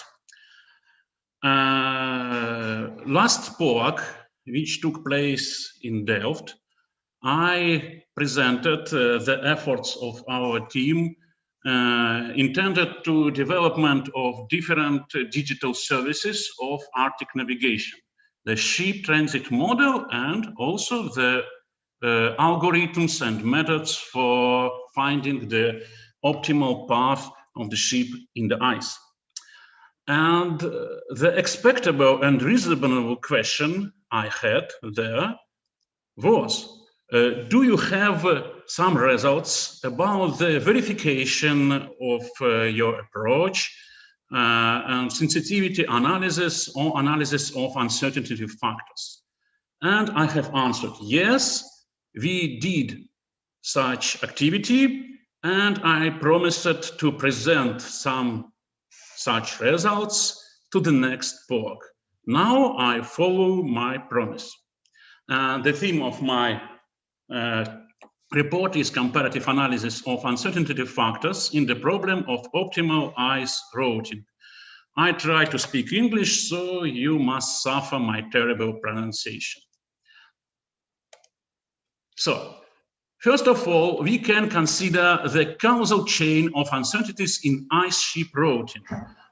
It means the different input data and different computational components we need to use in order to find the optimal path. The ground of ice data for the moment is the remote sensing data or satellite images. It's now the main source of data about the actual ice. On the base of this remote sensing data, on the base of these images, the specialist can recognize it and to elaborate the diagnostic ice charts, the electronic maps, these geo information which present the actual state of the ice. On the base of the diagnostic ice charts of the instant situation of ice conditions and Meteoscience models and forecasts, the specialists can construct the forecast ice charts, because we need to know not only the current state of the ice in order to elaborate the optimal path, but the future dynamics of ice conditions during the long-term voyage of the ship. On the base of the diagnostic and ice forecast charts, we can estimate for every temporal and spatial point of the media the achievable speed of the investigated ship, achievable speed, and the fuel discharge. All the propulsive characteristics we use to optimize the route of the ship. Ship transit model use the data about the actual and the future ice, and also the ship information model, the description of the propulsive abilities and opportunities of the current ship.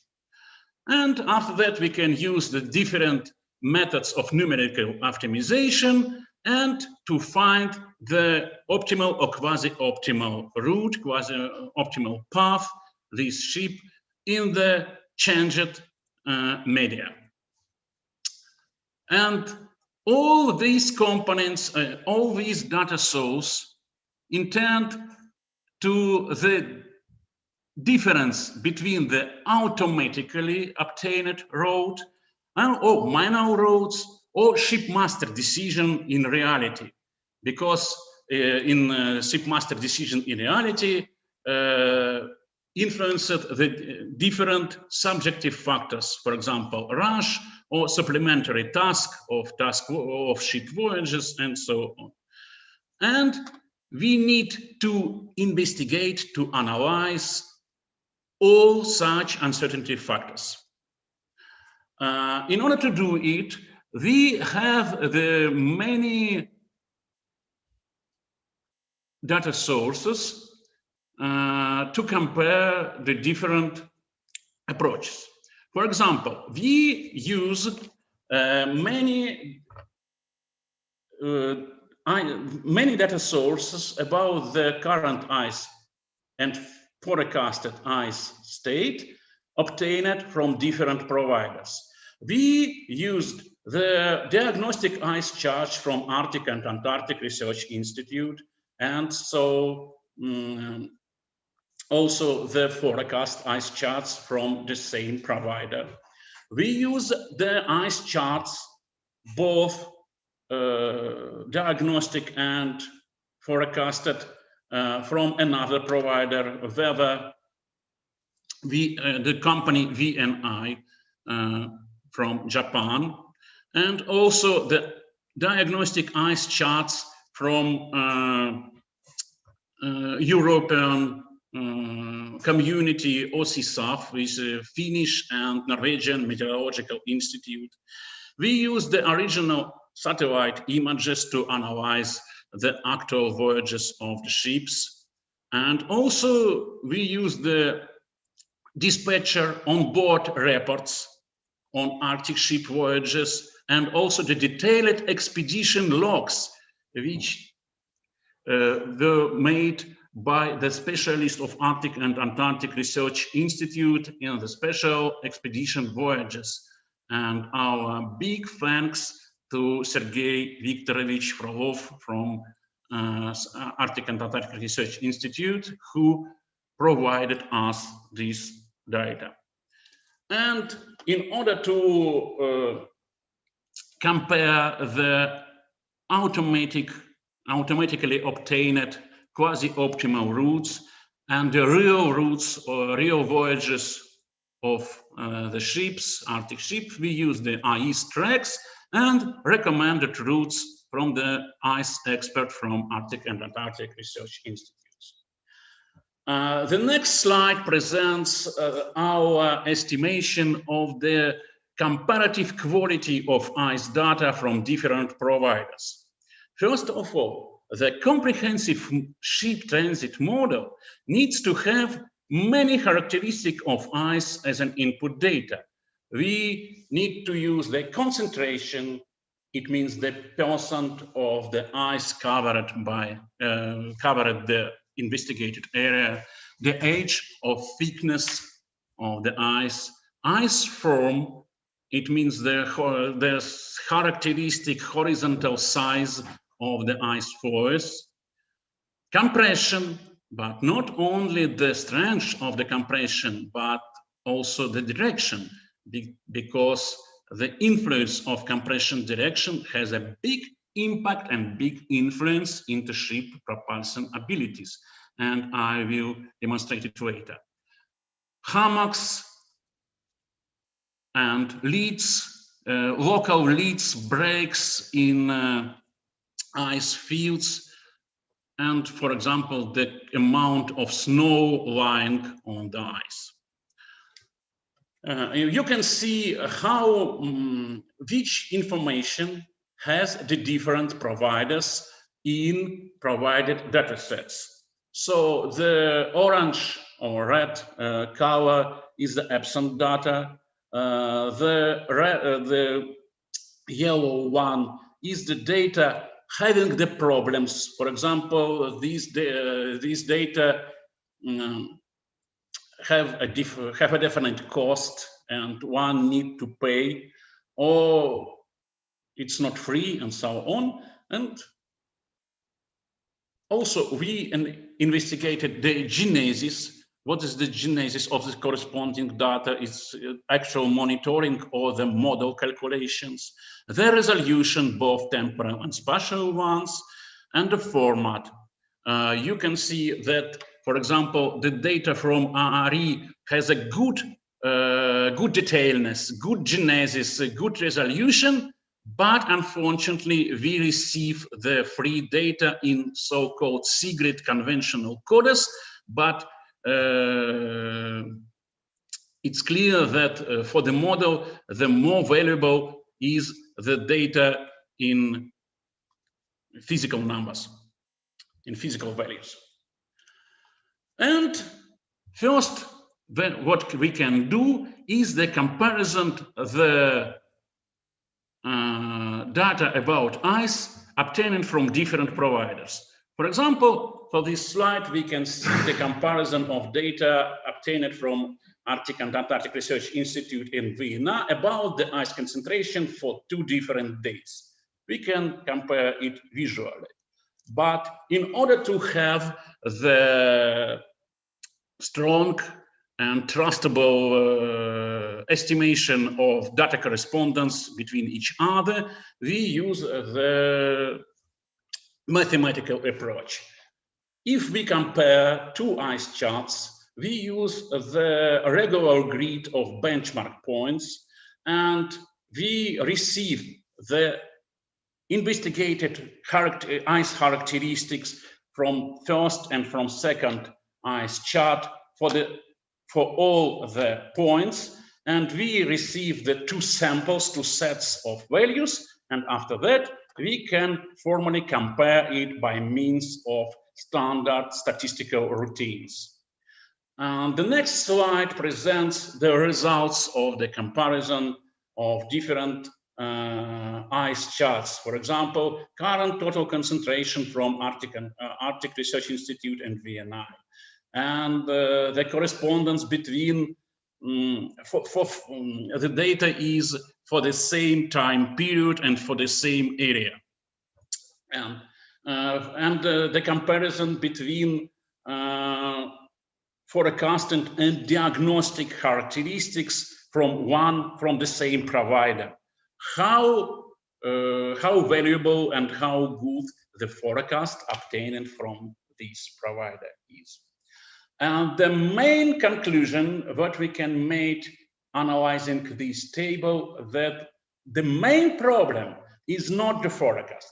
The main problem is the critical difference between the diagnostic, between the actual data obtained from different providers, even if they have the same source, the same satellite or radar images to recognize the current picture of ice state in the region.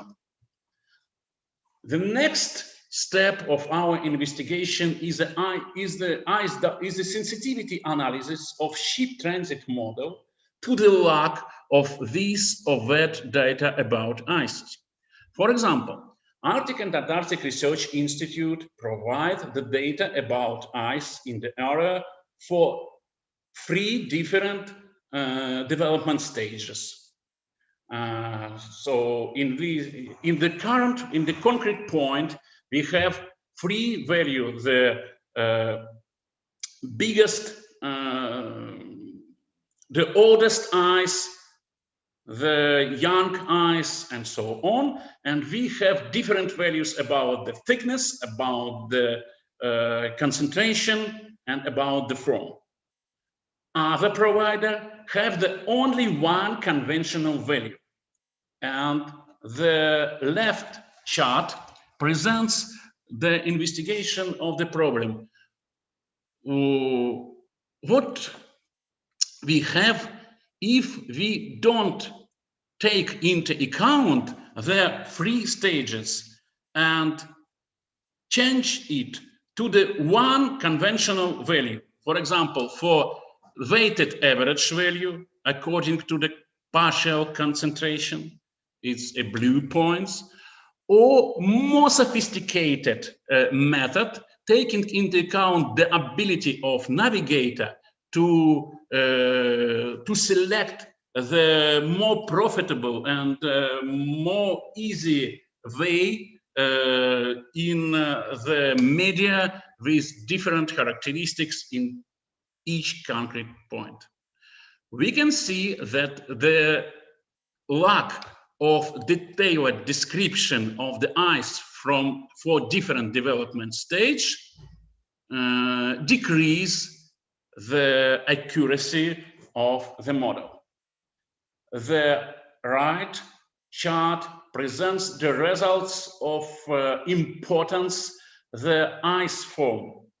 Many providers do not obtain the data about the ice form and only concentration and thickness. And we do not know whether the ice is brush ice or they has the solid structure and have no cracks, leads, and so on. And in this case, in the right chart, we can see the comparison of ship speed calculated from actual ice form data and ship speed calculated with a faked and fictitious ice form. And you can see then if we have the small size of the flows of brush ice, the difference between actual and fictitious data may be significant. The next slide presents the results of the importance for the results of the ship transit model, the achievable speed and achievable speed mainly, the ice compression. No one providers provide the data about ice compression, only the strength. But in this chart, we can see how the direction of the ice compression, frontal or tangential one, have the influence on the achievable speed of the ship. You can see that for the powerful nuclear icebreaker, the influence is not so significant, but for example, for Yamal Max LNG tanker, like Christophe de Margerie, this influence is very significant.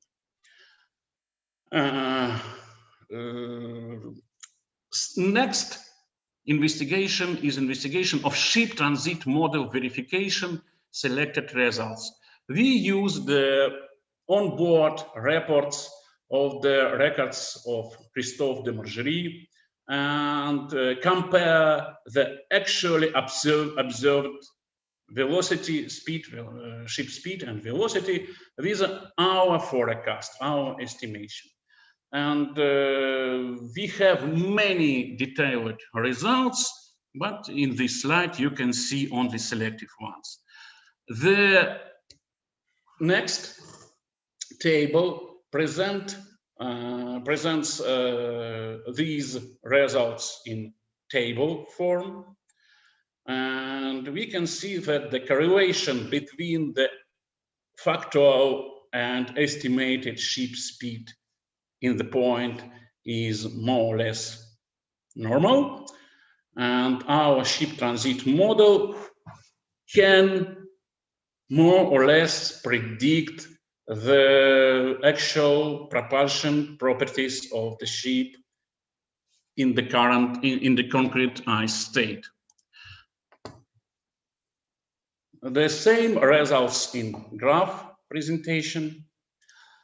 And the big problem we analyzed during this investigation is that the discrete character of the observation in onboard reports does not permit us to estimate the ship speed in the point accurately, but only in ice zone, because very shortly the characteristic speed in the more or less homogeneous uniform ice zone depend on the size of this ice zone. But the points, the moments of receiving the operative records do not correspond to the boundaries of the ice zone. And in the result, we have overestimation or underestimation of the calculated speed.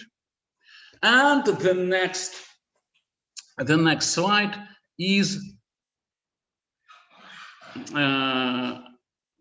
the verification of the ship ice routing itself. So we have compared the actual tracks of Arctic ships, several tracks of Arctic ships, with our recommendation obtained from our digital services. And we can see that from time to time, we have more or less correspondence between the model obtained optimal route and the decision of shipmaster. And another case, in another cases, we have the real big difference between our recommendation, our thinking about the optimal path of the ship and the shipmaster decision. And for example, in the right picture, we can see that the influence of subjective factors can also be taken into account. We have this is a satellite images and satellite image, and we can see the big lead on big crack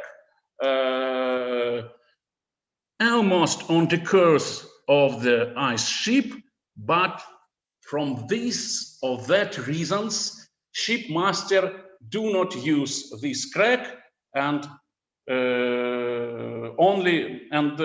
use it only in the short segment. There we can see that the speed of the ship increases significantly. Why the captain or Sturman doesn't use the ship earlier and later, we don't know. And what's the main conclusion from our investigations?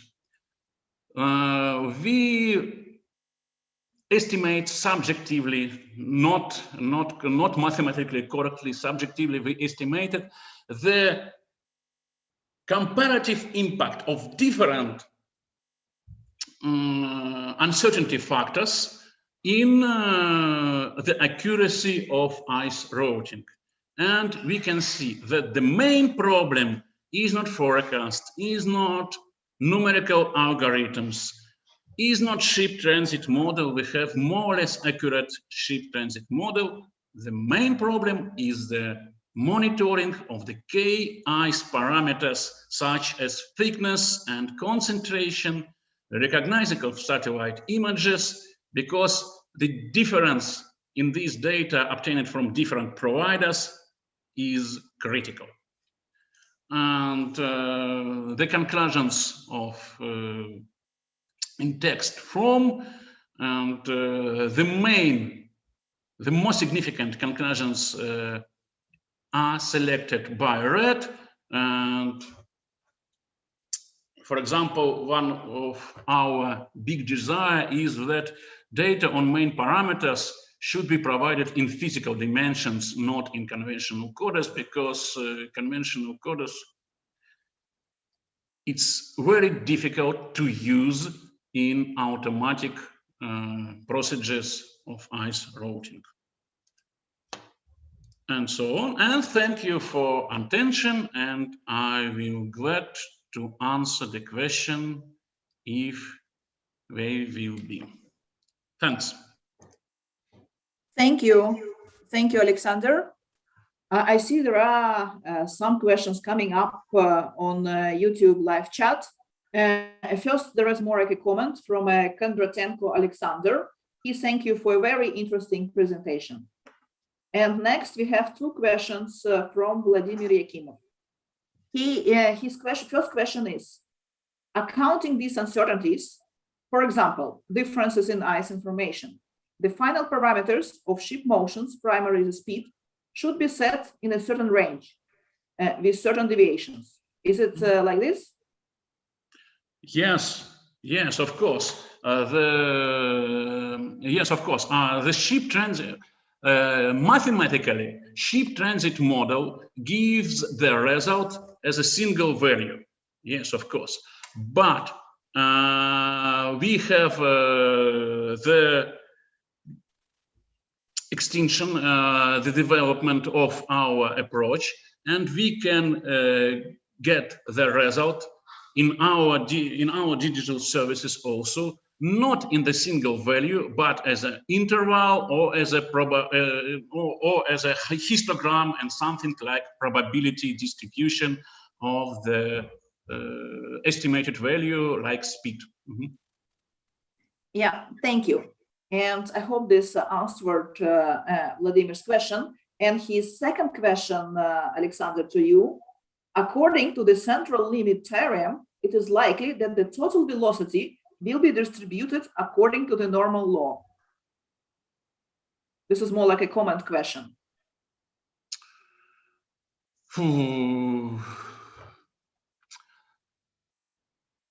I'm not sure that the probabilistic law of velocity distribution is really normal. Because, for example, I think that we have non-symmetric distribution.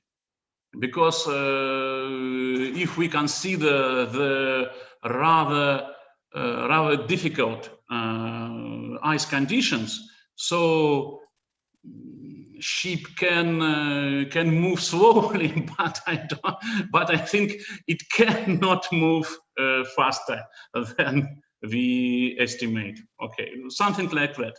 I think Oleg Teravik may answer these questions more trustable and more professionally. Not Oleg? Oleg? Okay, so please, выпади, пожалуйста, знак. Сейчас. So in general, I think that Alexander is right, and that the distribution of speed will not be normal.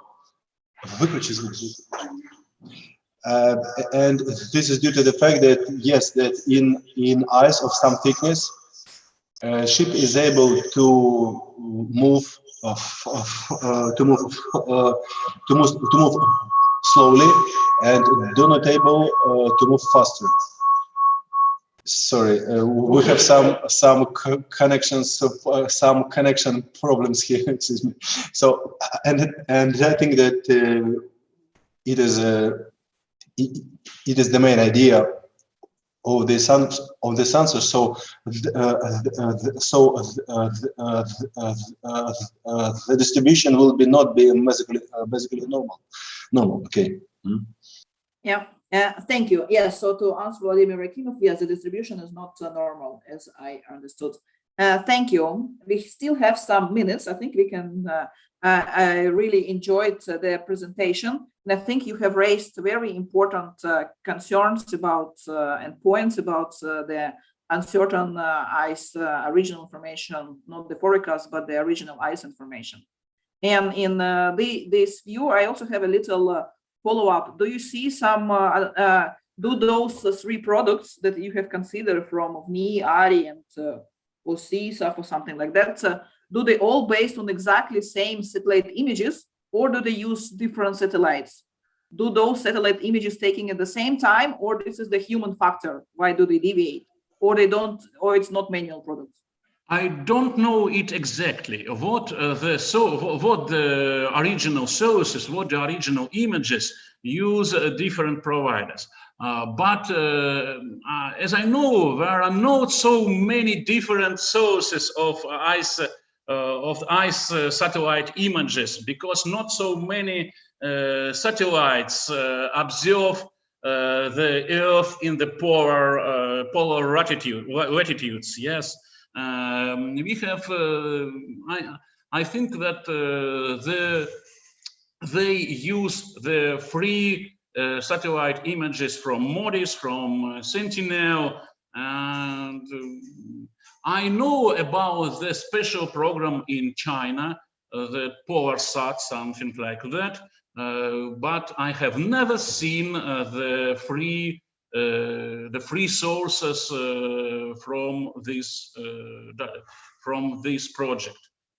So I think that most of the ice providers use the same images for the same area and same time period, but the difference in diagnostic ice chart, I think this is mainly the subjective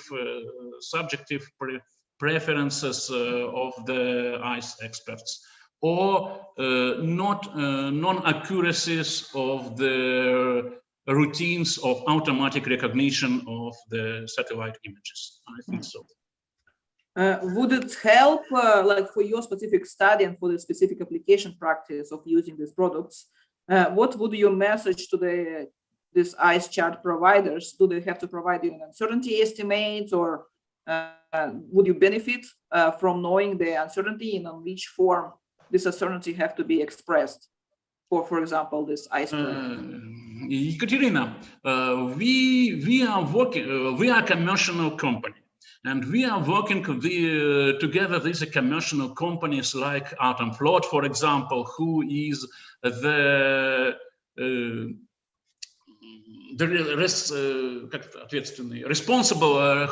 a responsible organization for navigation now in the field of the navigation of North Sea route.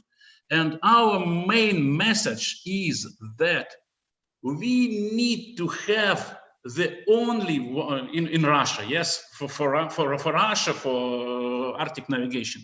We need to have the only one owner, only one responsible person concentrating and integrating all the routines needed for automatic optimization of path finding. We need to one owner for obtaining the satellite images, for recognition of satellite images to receive the diagnostic charts, to predict the future ice conditions for the forecast. The very big problem is the existence of alternative data sources. For example, the onboard observation. Every ship moving through the North Sea route can be the device of ice observer by means of not very expensive but very easy onboard equipment. So the concept ship as a device is very prospective, and we use the very valuable information for on-ground verification and validation of satellite data, because we use the onboard measurements of the ice characteristics, very accurate and so on. And all this activity must be concentrated in one hands. Yeah, it's our main messages. We use many times, long time to provide this very simple idea. Yeah, I think it's a very good point to conclude our session. I hope your visions and wishes and messages will become the future for what you are doing for the safety of the Arctic navigation. And I would like to thank all presenters on this note, Ekaterina, Oleg, and Alex. Thank you very much. And thank you also for our technical assistant, Alexei, for being here with us. And for our listeners, I would remind that we will have a short break until 15:40 Moscow time. And then there will be another session, navigation problems in ice conditions, at 15:40. And on this note, I would like to thank you all for being here with us. Yes, thank you for your convenience and patience. Yes. And very professional leading of our session. I was glad to see you again, Ekaterina. Yeah, thank you.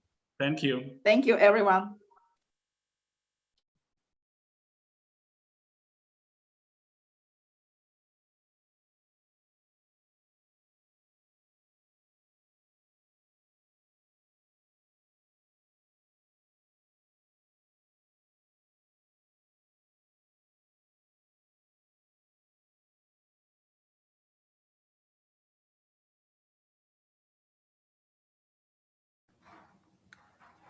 Now we will have a technical check of connection.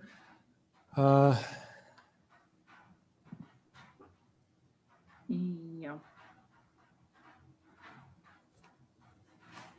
Hello, Thomas. Can you hear us? Can you switch on your camera?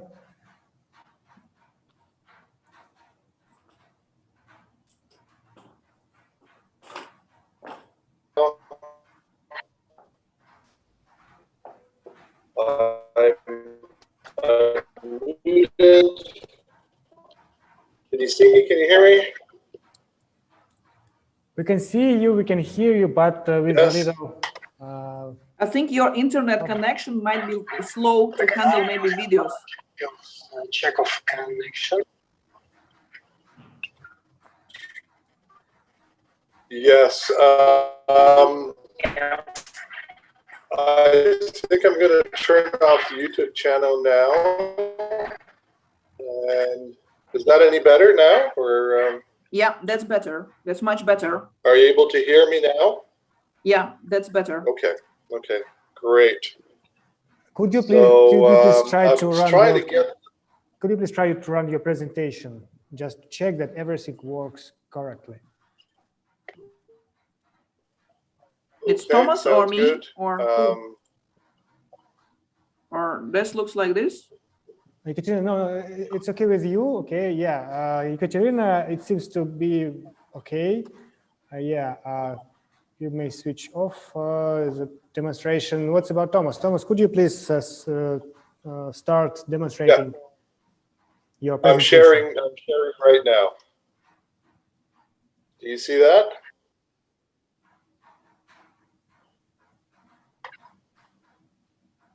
Are you able to see the presentation now? No, we don't see it.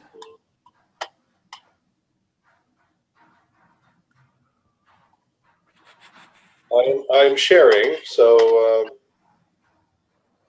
Oh, it's strange. So did you press screen demonstration button at the? Yes, I pressed share screen.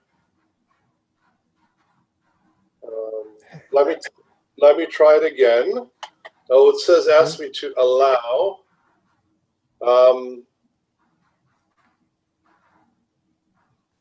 Okay, is that working now? Yes, now it works. It works. Now it's working. Okay, that's Okay, great. That's great. good, Yeah. So I'm using the web browser. Mm-hmm. Excellent. I'm using the web browser. I had things set up on previous app, but how do I get the POAC background? I'd like to be able to get that. I guess it's not possible in this Windows mode in the browser, is it? I don't know. Definitely, I will to find out during the break about this option. Okay. I can tell you, have you received an earlier email from the organizers with the picture? Yes, I had set that up in the actual app, but now I'm using the browser. I don't think I'm able to see. Yeah, but then if you start your video, there is near your video, there is an error, and then you have the options. You have an option, choose virtual background. So if you click a small arrow next to your video, okay, you will see several options, and one of them choose virtual background. So if you click on that, you will see different virtual backgrounds options that you have available on your system. If your image is not there, if your POAC image is not there, you can click a small plus sign on the right-hand side, add image or video, and just give the image that you would like to use as your background. Yeah, unfortunately, I don't seem to have that option. So, so you don't have option to choose virtual backgrounds? No, I did that yesterday in the actual app, and I was able to add the POAC background. But in this browser version, which I'm using, I don't have that option. So, yeah. But which browser you're using? let's see here. I'm using Mozilla Firefox. So Okay. yeah. Okay, so I guess I'm gonna have to do without the background there, but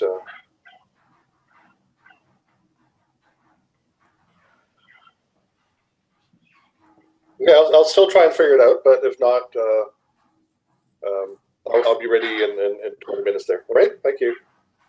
Okay, I will switch you in the waiting room and let you in 20 minutes when the. Okay, thank you. Thanks so much. Good.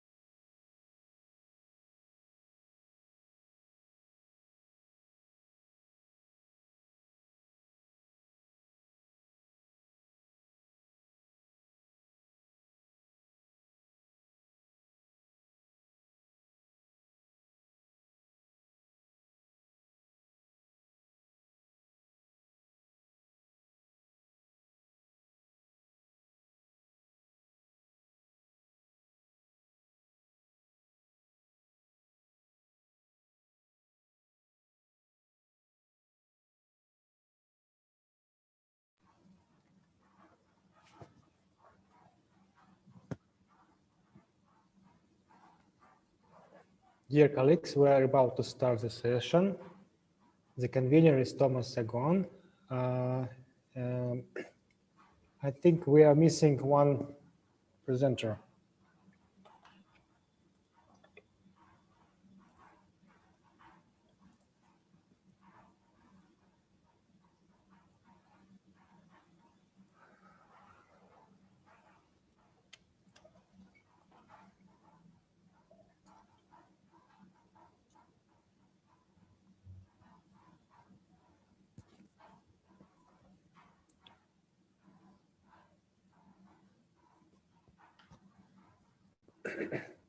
Okay, Thomas, do you hear me?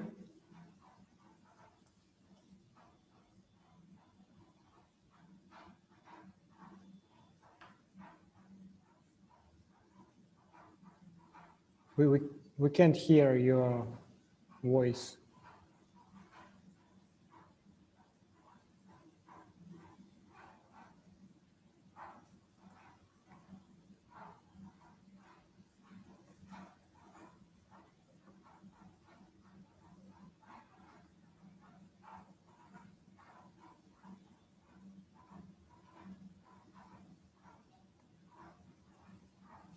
Alexei, can you tell something? Hello, yes. Yeah, okay, sound check is good. Okay, good, thank you. Okay, Thomas, we are waiting for fixing the problem with sound. We can't hear you.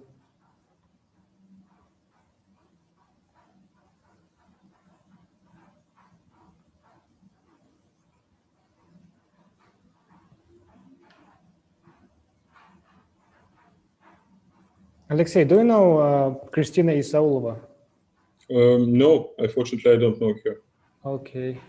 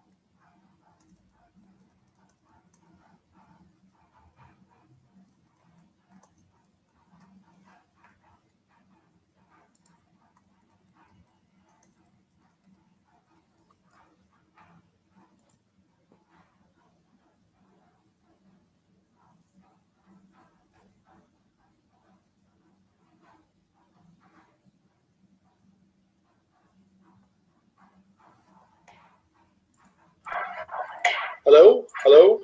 Yeah, we hear you. Oh, fantastic. Thank you. Great. Okay, we are ready to start. Thomas, please, you are the convener.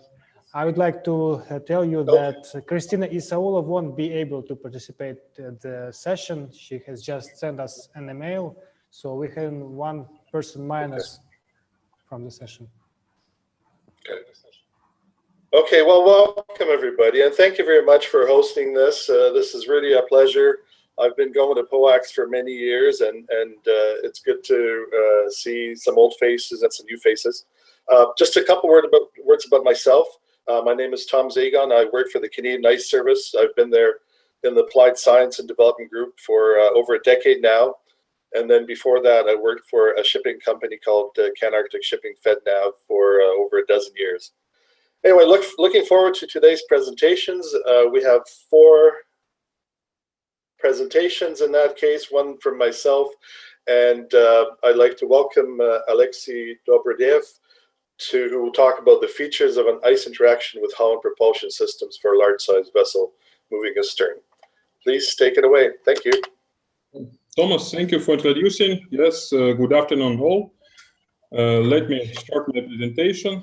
Just a moment, I will start.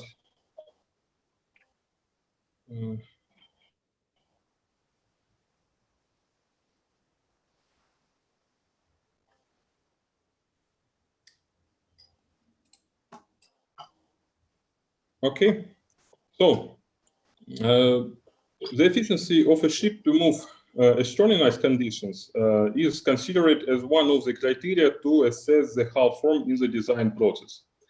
Evaluation of ice-going performance in this mode is the main condition for the designer of high ice class vessel.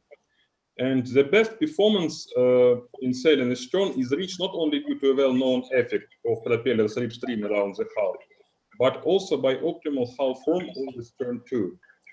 So the purpose of my talk is to illustrate the interaction of the hull and propeller system with ice in case of sailing astern. For passing the most difficult parts of Arctic, like Taimyr and Ionsky ice massives, masters of large-size sport vessels use astern sailing tactics. While the astern sailing becomes an important aspect of the efficient operation in ice, it's vital to develop mathematical models for stern level ice interaction. So analysis of literature, which is presented on this slide, has shown that propulsion estimations for ships sailing astern in ice omitted and ignored the aspects of stern interaction with level ice. Propulsion astern was practically calculated as it was done for sailing ahead. Some observations performed in our ice model tank of Krylov State Research Center reveal at least two features of astern sailing, making it different from sailing ahead.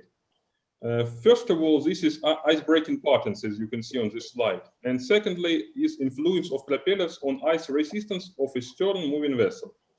So our research studies these aspects more in detail. Modern icebreakers and ice-going ship vessels have two types of sterns. First of all is conventional stern adapted for propellers, as you can see on the left part of this slide, for propellers in bossing. Second type is the stern adapted for padded propulsion systems, which are subdivided into two types too. First of all is traditional arrangement of padded propellers, whose number depends on the ship propulsion power and main dimensions. You can see here only ports. And hybrid arrangement, which consists of common propeller in bossing and padded propellers. The number of each propeller type is determined in the ship design process and depend on her mission. So let's start with from conventional stern, and such type of stern has a wedge-like form, like bow, and the ice-breaking pattern by stern is practically the same as by bow. Therefore, the ice resistance in case of breaking by stern can be calculated by common methods too. For example, we can use the Lindquist method or Ionov method, and we will receive maybe good result of calculation ice resistance. So the second type of stern, potted stern, has some features different from the traditional stern. First of all, this stern has a cantilever structure with a pronounced overhang. The overhang has a rather large flat part, which you can see here, with openings for potted propellers. The size of flat part should provide a 360 degrees rotation of propeller port. So the fullness of afterbody water lines is explained by the need to constrain the rotation of ports within the running water line.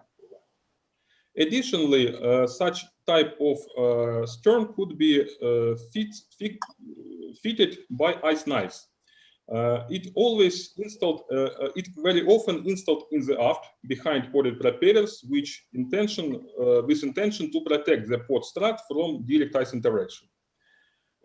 It's designed to break large ice pieces which may stuck between the ports. Studies of ice-breaking patterns by stern have shown that the size and shape of formed ice pieces are different from those observed when ice is broken by traditional sterns. The main difference is when a wide stern interacts with ice cover, large pieces of ice may form, and their width being comparable with 1/3 of afterbody water line preliminary. Experiments in model ice were conducted astern for various types of vessels equipped with potted propellers and propellers in bossing. The thickness of level ice and its flexural strength were 1 meter and 500 kilopascals respectively for full-scale conditions, of course. All ship models were equipped with rudder propeller system, which made it possible to make towed propulsion tests according to ITTC guidelines. The speed of models was about 3 knots. The number of propeller revolutions was chosen under ball-and-pull conditions and correspond to ship's horsepower of 100. Model tests of ships equipped with powered propulsion were performed for 3 absolutely different concepts. First of all, it was a tanker, which you can see in the upper part of this slide. It was equipped with 3 powered propellers. We can assume the main dimensions of this ship as L length, B breadth, and T draft. The second type of ship, it was ice-breaking vessel. It was equipped with 2 powered propellers, and main dimensions was smaller, 0.6 L, 0.65 L. And the third ship is the lower part of this slide. It was a tugboat.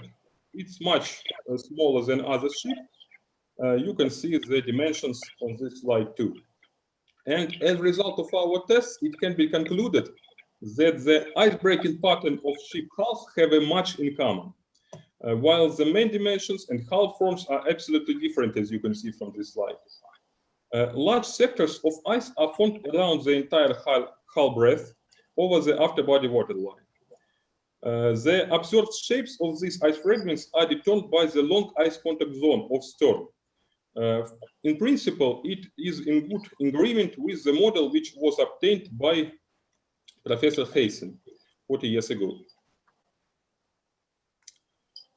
Additionally, a pattern of ice breaking by stern is shown for an icebreaker outfitted with traditional propellers. This stern has a wedge-like shape, and observations show a certain difference of ice-breaking patterns of the traditional icebreaker as compared with above vessels equipped with powered propellers. So the main feature is that the ice sectors are only formed along the ship's sides. You can see these ice blocks from left and from the right part. While in way of the longitudinal center line, the large ice fragments are absent at all. We can see only these small blocks. Let us consider in detail the mechanics of process to work out the mechanism of ice breaking by stern. So when the ship's stern begins to interact with the ice edge, the same crushes and crumbles under contact pressures equal to the crushing strength of ice. So the ice cover and stern are exposed to the total normal force defined by this equation, Fn. The vertical component of this normal force causes the flexural ice breaking, as well as the ship trim by bow. You can see the expression here. In the first approximation, the trim angle can be found from the formula number 3. Here is presented too. So our results of measurements in the ice basin shows that the trim angle is seldom higher than 1 or 2 degrees. However, even these small values of trim cause some significant vertical displacements. We can consider that the following situation may arise. For example, the vertical component of normal force is not high enough to break it, while the vertical force induces the ship trim by bow. As a result, vertical displacement of the stern points is sufficient to move the ice edge under the stern. And this situation may arise when the overhang immersion satisfies the inequality, which is presented here in the lower part of my slide. So, in calculation of relation, different options are possible depending on the type of stern shape. First scenario, if the stern has no ice knives before ports, then after the ice edge partly forced under the stern, the load will be redistributed on the ice edge, on the whole ice edge. As a result, the load on ice edge from the stern is reduced, while the load increases in zones where waterline curves change hardly. Is this part of this stern has a wedge-like shape? Sorry, I not hear you. So let's continue. The ice failure occurs according to 2 possible scenarios. Depending on the stern geometric dimensions and ice thickness, each area of increased load would induce local ice failures. or the load on ice edge would be taken by the ice sheet as a global load. So then the ice breaking is accompanied with formation of a large ice fragment comparable with the stern size. The second scenario, if ice knives are sufficiently extended, they take care of the entire ice sheet contact with ship hull. Here, also the above situation may occur when, depending on the ice thickness and specific stern shape, the ice knives may cause local ice failures by bending or form a rather large ice fragment. So, experimental investigations have shown that the ice resistance when the ship is moving astern in level ice strongly depends on the one or another scenario. A preliminary conclusion that the ship has the least resistance if inequality is not satisfied. For example, in one experiment, an increase of the ship draft by about 7% caused a 20% reduction of ice resistance. The explanation is that the main effect of a change in ship draft was a change in the ice breaking pattern of by stern. Another analysis of propulsion system influence on the character of ship motion astern is required for correct setting and performance of model tests. In towed propulsion tests, the model speed is uniquely governed by the towing carriage. Formally, the methods make it possible to specify any revolution number for the propellers if the number remains constant in ice conditions and in ice-free water.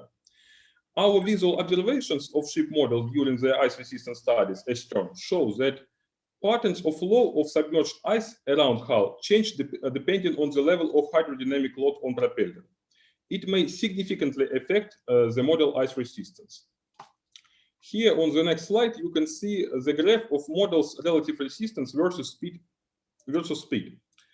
And for verification of the obtained data, this graph is complemented with the data obtained for a large size vessel sailing astern at different numbers of revolution. In particular, the graph is added with the data obtained for 63% RPM corresponding to 100 ship power at ship speeds from 2 to 5 knots in level ice of 1.5 meter. So the obtained data point that it's necessary to correctly specify the number of propeller revolutions for ice resistance experiments, of course, when ship is moving astern.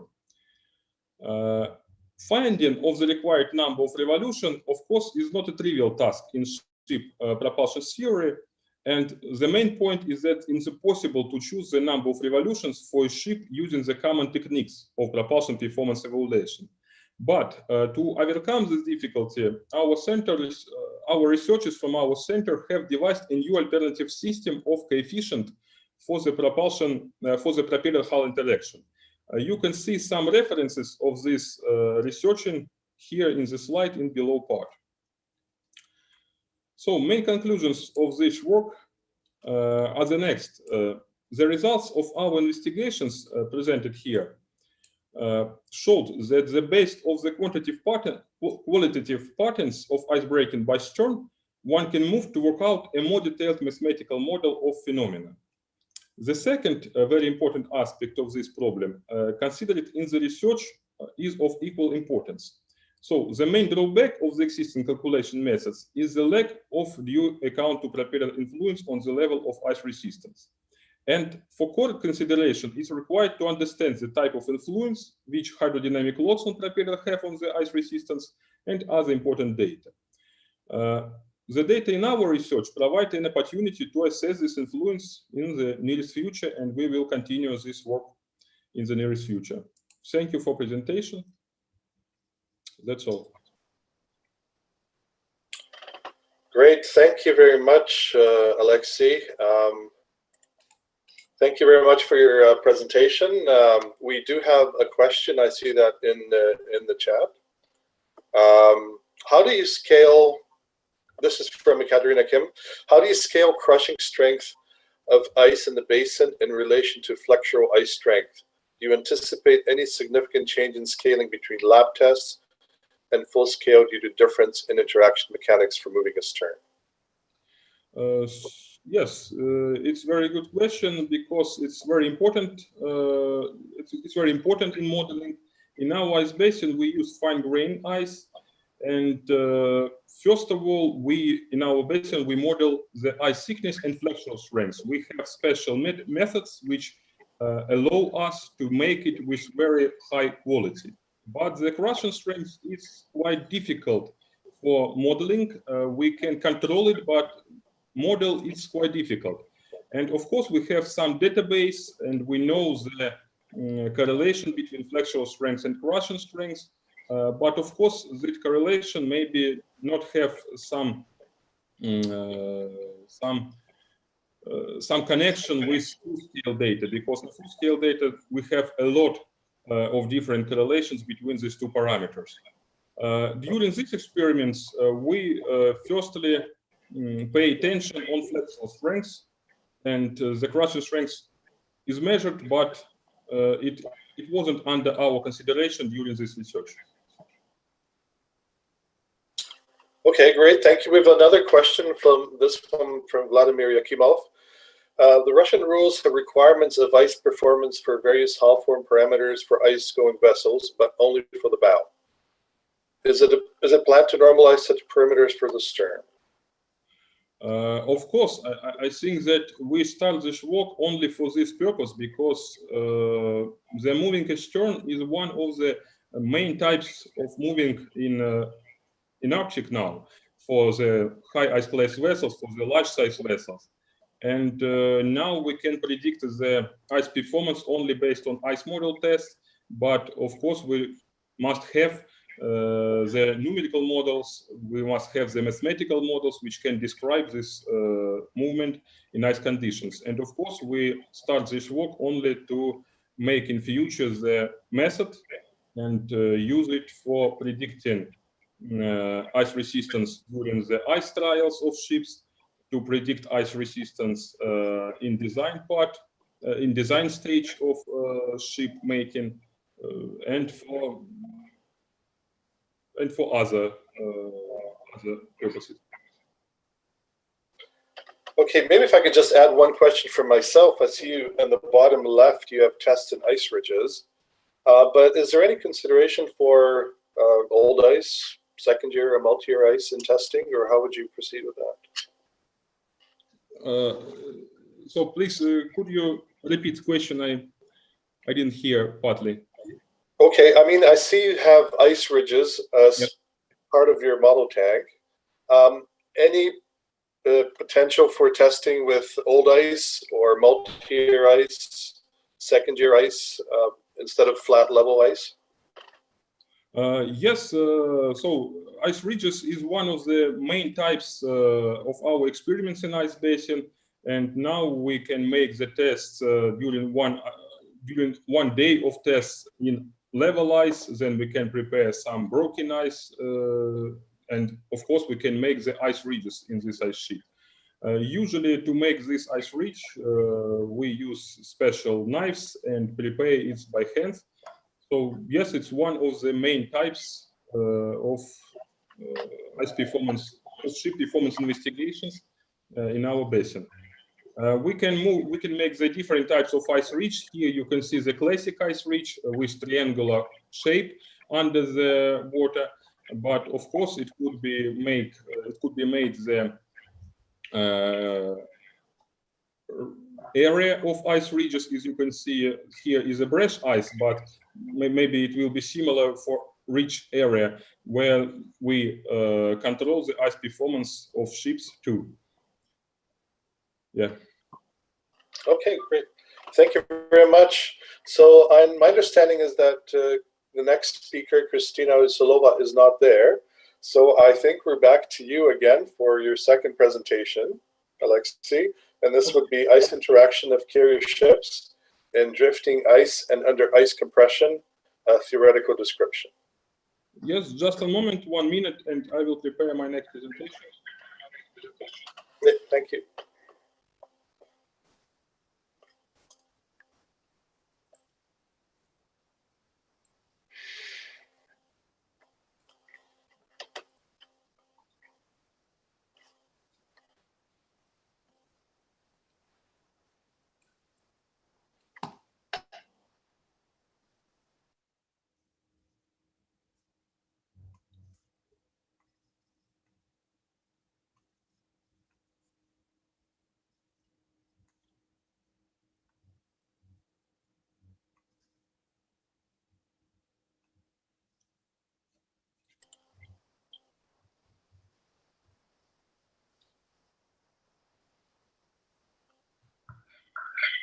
So thank you. I'm ready. All right, go. Let's start my next presentation. It's about ice interaction of carrier ships in drifting ice and under ice compression. I will provide some theoretical description based on our model test results in our ice model tank.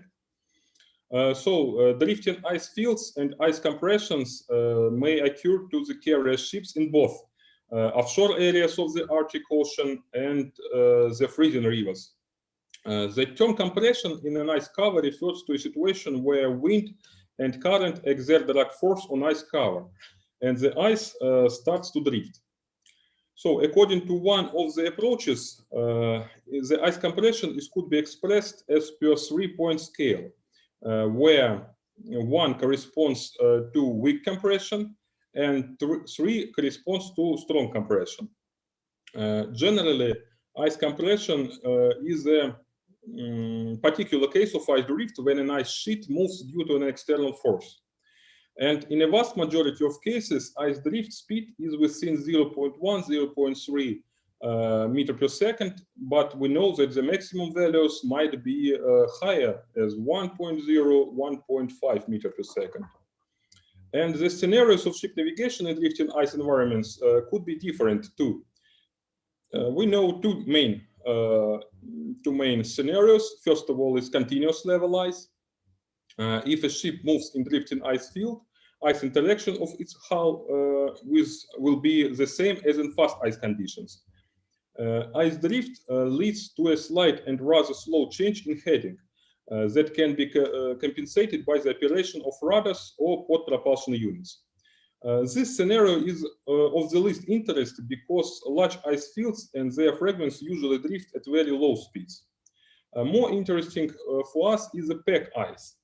These conditions might sometimes feature the greatest drift speed because the blocks is very small. And here the ship might move both autonomously and under icebreaking pilotage. In the latter case, large ice-going ships move in a narrow channel and break the edges by their sides. It happens because new large carrier ships, for example, Yamal Max class, are considerably wider than any of the existing icebreakers in the world.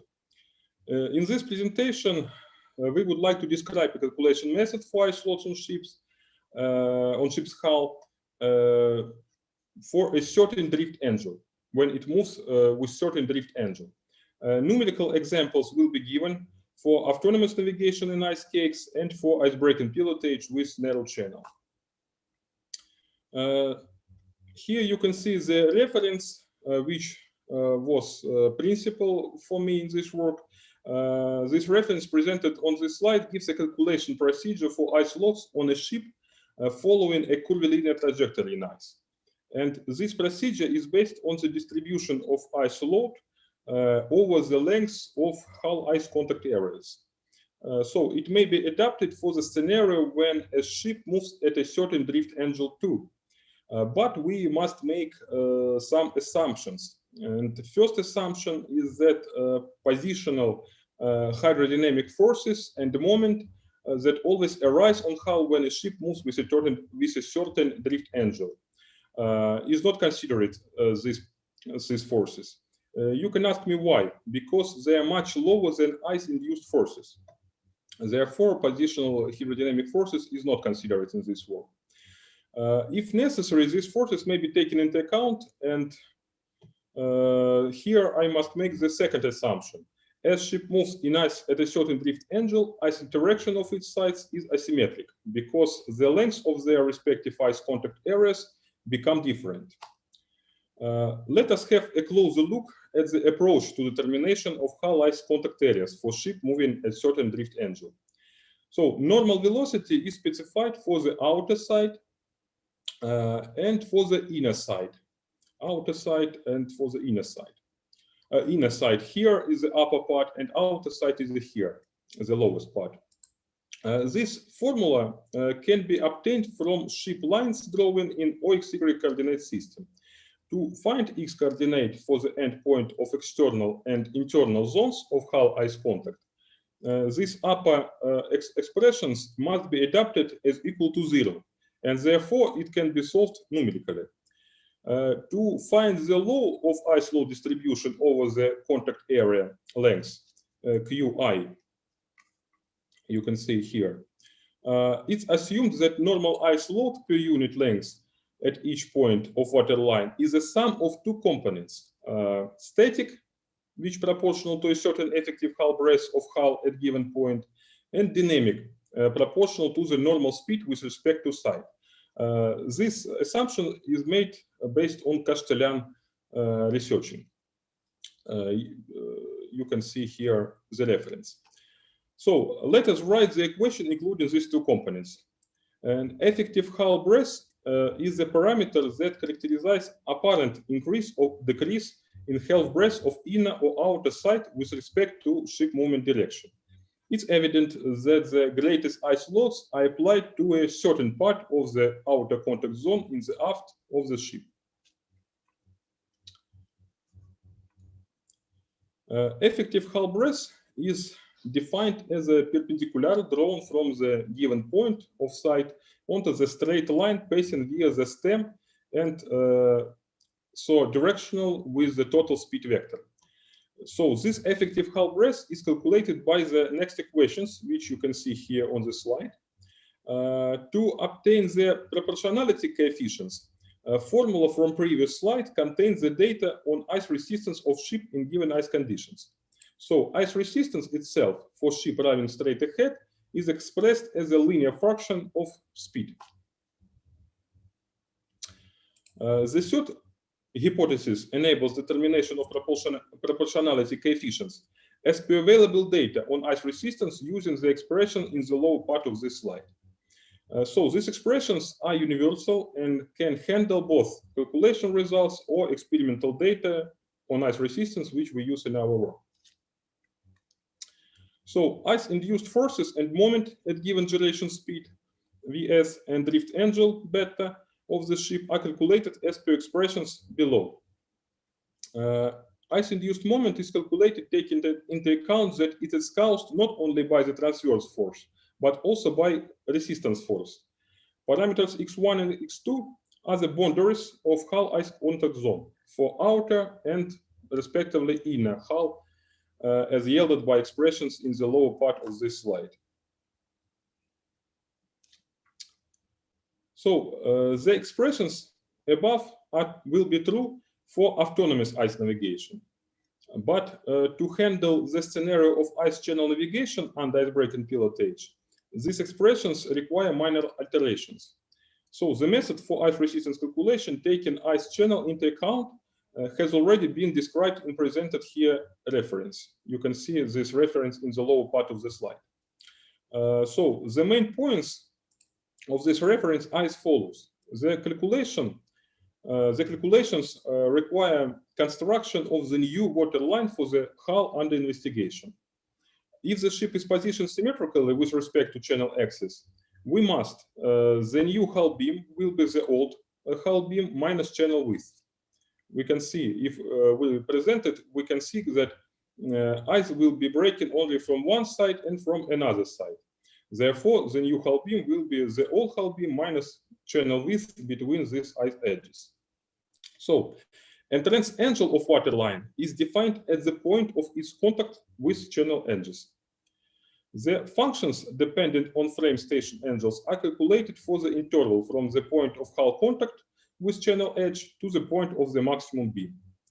And the stern length is updated accordingly. So, if the position of ship is not symmetric with respect to channel axis, it's necessary additionally to perform the steps above to calculate the resistance for each side separately, but all results should be divided by 2, because calculation expressions were derived for 2 sides at once. It was the first step to obtain the ice resistance for ship moving straight forward along the channel. After this, we obtained the ice load taking drift angle into account. Ice hull contact zones are determined for given ship operation in the channel, and you can see the red highlights in this feature, is the contact zones. Moving with drift angle, the ship suffers external moment, resistance force, and lateral force, respectively. All external forces and moment acting on the ship have hydrodynamic and ice-induced component. So these expressions mean that steady movement of ship with drift angle is only feasible if all external forces are compensated by ship steering and propulsion tools. Of course, it depends on the composition and arrangement. For example, if the ship with one conventional rudder is practically unable to move steadily with constant drift angle, because only one rudder is not enough to compensate lateral force and moment. The second type of ship, of course, if the ship with two or more shafts, it could generate a slight torque enabling to perform the maneuver, but this torque should be generated only by operating of propellers in opposite directions. Of course, it is not maybe effective as pod propulsion system. The ship with pod propulsion system can compensate external forces relatively easily, and it was verified by our experiments. Its speed will be completely determined by the quantity and turning angles of pod units, as well as by ice conditions. The calculations was performed for a large carrier ship with the following main parameters, which you can see on the upper part of this slide. The mathematical model described above was used to calculate the load on hull when ship is moving with drift angle, and calculation results for autonomous navigation scenario are given in these figures. So analysis of this data highlights some features of large ship movement with drift angle. First of all, drift angle considerably increases ice loads on hull, whereas the increase in ice resistance maybe is smallest. The most important point is the growth of transverse force. We know that at zero drift angle, this force is 0.2, and we think that the growth occurs due to the asymmetry of hull interaction with drifting ice. This asymmetry also causes ice-induced moment determined with respect to ship center of gravity. In terms of compliance with criteria from previous slide, transverse ice-induced force might be the hardest to compensate such significant moment. For a ship moving autonomously, greater drift angle means greater ice loads on hull. And you can see this on this picture. As ice thickness grows, ice-induced forces grows too. So in this slide, you can see that by red color, we show the 2 meter thick ice. By blue color is 1 meter thick ice. And this dependency is very clear. So ice-induced moment has a more complex relation with ice thickness, because ice thickness determines the shape of ice pressure fluctuations within contact areas. And another conclusion is that as ship speed grows, ice-induced forces tend to increase too. We can see it, which is also caused by the change in the ice pressure distribution over the hull. So the calculations were performed only for 2 drift angles, only 2 and 4 degrees, because full-scale drift speeds have a good correlation with commonly observed pictures with these drift angles, and we consider that it's not logic to consider more higher values. So the effect of ice channel upon ice-induced loads on the hull of a ship moving in ice are given in another features, which you can see here. All calculation results for ice channel conditions are given as percentages of their respective counterparts in the autonomous navigation scenario. Let us investigate the contribution of various factors to ice-induced forces and moments. Similarly to the autonomous navigation, greater ice thickness and drift angle result in greater ice resistance and transverse ice-induced forces. These forces tend to decline considerably as relative channel with increases too. We consider 4 relative channels, 0.2, 0.4, 0.6, and 0.8. And you can see these results here, here, here, and here. So ice-induced moment also considerably depends on relative channel width too. Similarly to autonomous navigation condition, ice-induced moment tends to decline as ship speed grows. At higher relative channel, the picture becomes the opposite, and the reason for this, in our opinion, is the asymmetry of hull-ice interaction. So, the main conclusions of this work is presented on this slide. This study was a theoretical analysis intended to estimate the feasibility of large carrier ship movement in drifting ice at constant heading angle. The analysis has shown that this movement is feasible, but has to be performed with a certain drift angle to compensate the side shift due to drifting ice. So theoretical analysis has shown that a ship moving with drift angle suffers a quite considerable distribution of ice pressure on its hull due to the asymmetry of ice contact zone. And this asymmetry increases ice resistance and creates transverse ice-induced force and moment that have to be compensated by ship controls, but more better it to do for port vessel. Theoretical analysis has shown that if ice channel made by the icebreaker is wide enough, but ice loads on the hull of carrier ship might decline considerably. So the ships moving in ice channel with drift angle have to face the growth in ice-induced moment. But for large ships, this growth is not a critical issue. Therefore, icebreaker pilotage is the best option in our opinion, where a large carrier ship has to go through the different ice conditions as for Northern Sea Road. That's all. Thank you for attention. I am ready to reply on your question. Great, thank you for that presentation, Alexei. That was really interesting, looking at the different scenarios. Do we have any questions in the chat?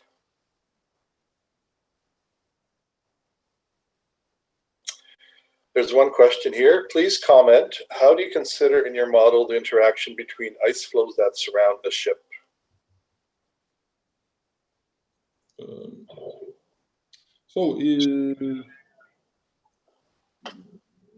As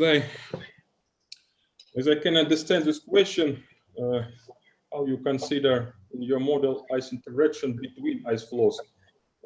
So I think that it's quite difficult now at this stage of our investigation to consider the interaction between ice flows, but of course it should be done in future maybe. At this moment we measure only loads of different ice pieces on ship hull, and of course some interaction between ice pieces make the concentration of ice flows more higher, for example, near the ship. And in these conditions, we received the interaction of ship hull not only with broken ice. We will receive the interaction with some ice ridges. We receive maybe with broken ice with high concentration. There are different ice conditions which could be considered separately. Our theoretical model is based on model tests, and of course in model tests we make the classic scheme of interaction, so we separate different ice conditions, and now for this work we model only the interaction with level ice and with broken ice. But of course in future we must consider more in detail the different ice conditions, as for Oleg asked me, maybe the broken ice with high ice concentration. Okay, great, thank you. Any more questions for Alexei?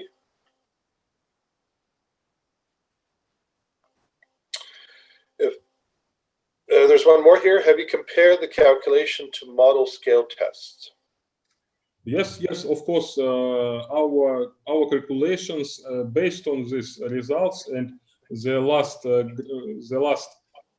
graphs, which you can see on my figures, was received based on these experiments. So let me.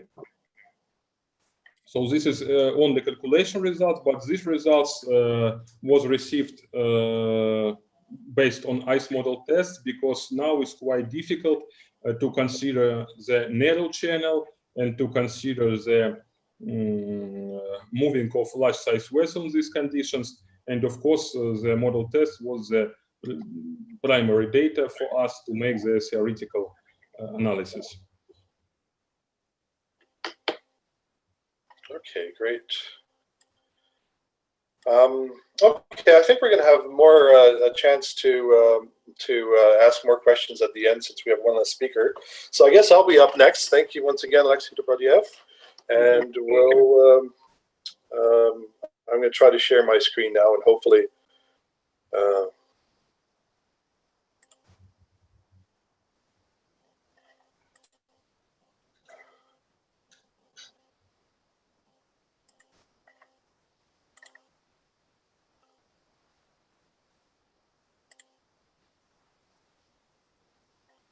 just 1 second.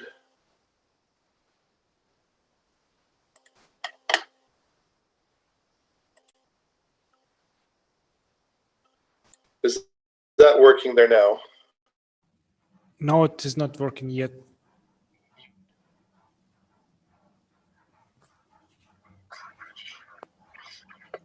How about now? No.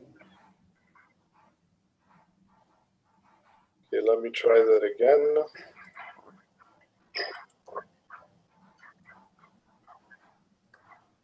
We can see your screen. You should now open the presentation and run it.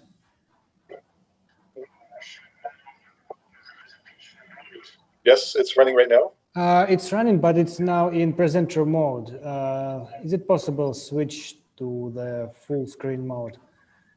Yeah, I'm in full screen right now. So I guess I'm looking at the wrong screen here. So what I could do actually is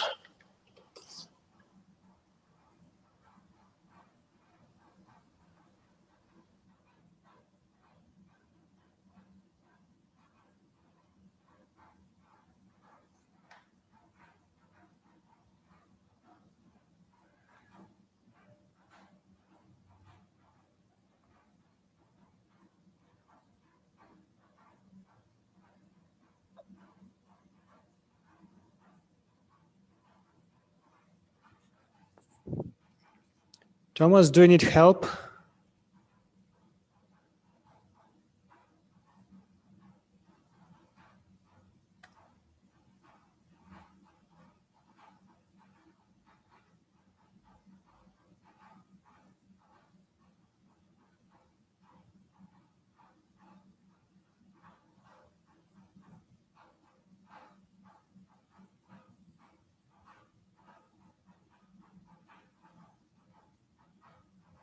Now we see your presentation correctly, but we don't hear you.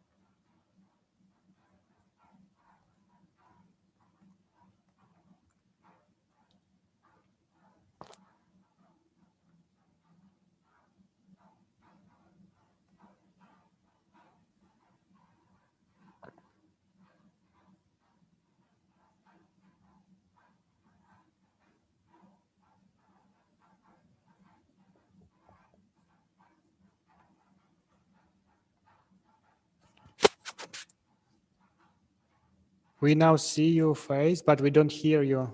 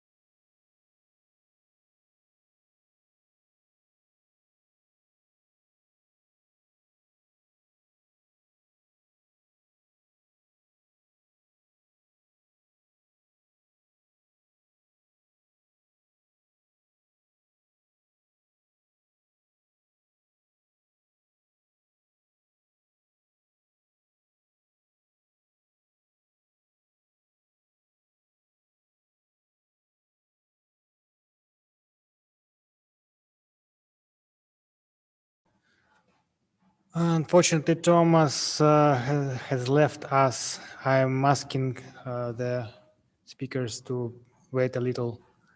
I think we can fix the problem soon.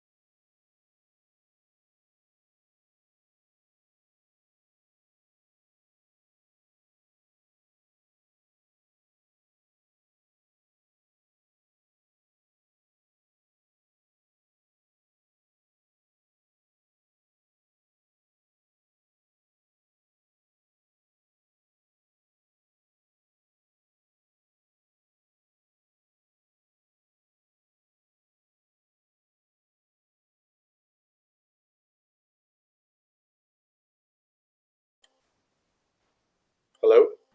Yes, yes, Thomas, we hear you. Sorry about that. Hope you're still there.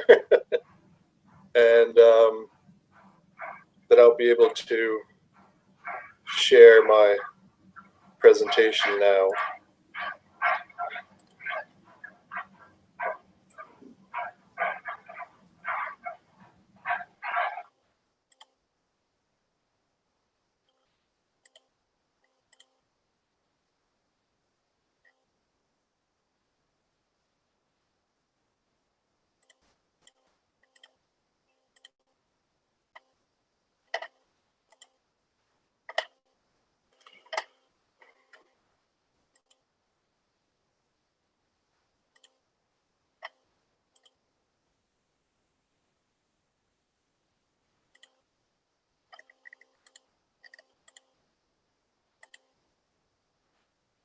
Okay, is that visible there? Yes, we can see your presentation.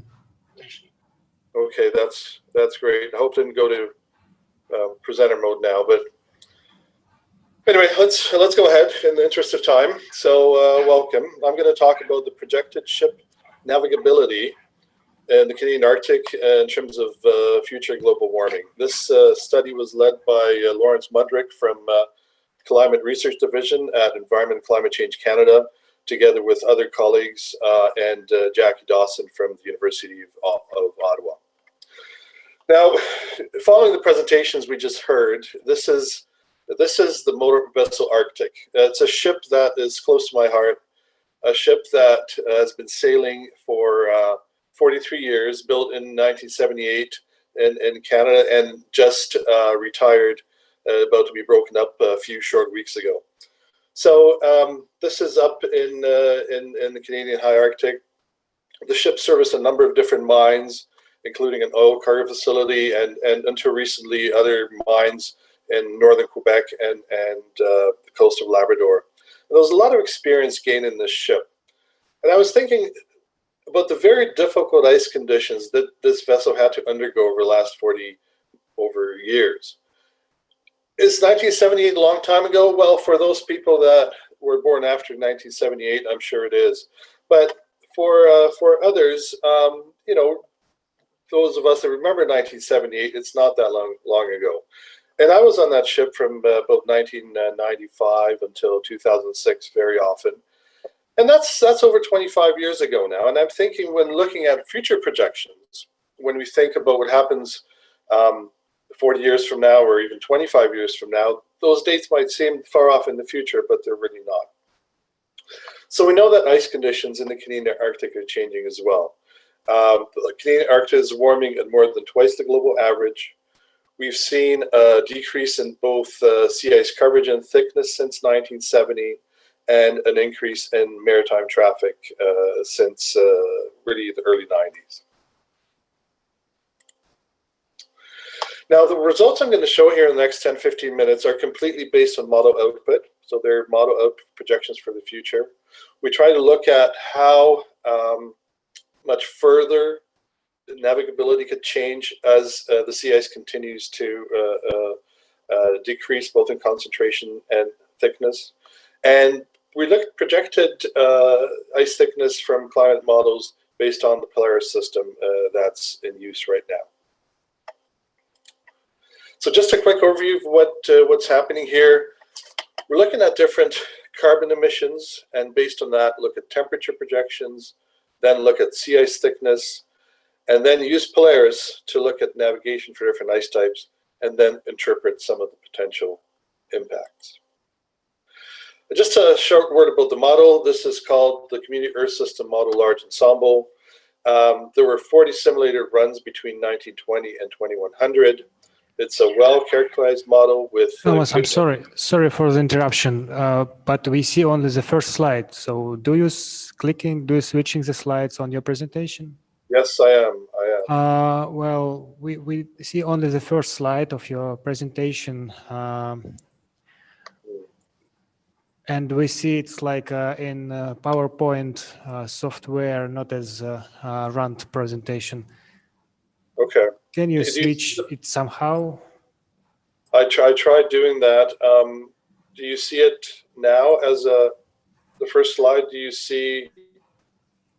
We see the first slide. Yeah, yeah. You see it, how you switched it to the second slide right now.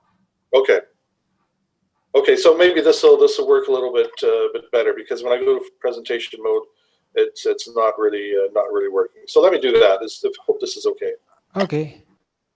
And like I talked about the ship, I talked about the MV Arctic and how much it was a test bed for Canadian Arctic development, and how much was learned on the ship that was basically around for 43 years and just recently made the voyage to be broken up.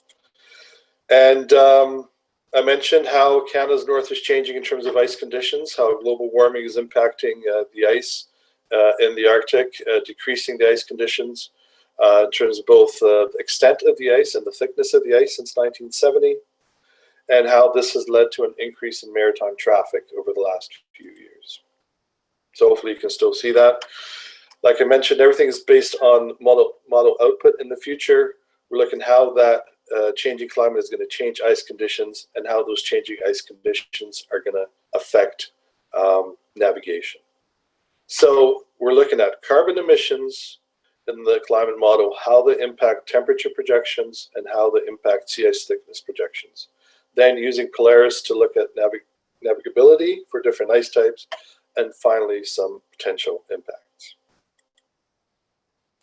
The model is CESMLE. It's a model with a reasonable representation of sea ice. There were 40 runs spanning from 1920 to 2100, and the model has a degree of resolution of about 1 degree by 1 degree latitude, longitude.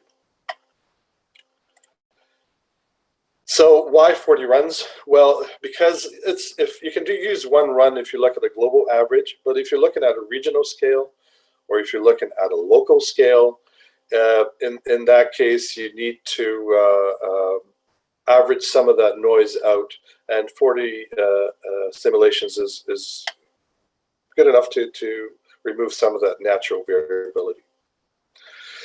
In terms of Polaris, we looked at 4 different vessel types. So one was a PC3 vessel, a second was a PC7, Type 1B, which is like a cruise ship or a small resupply vessel.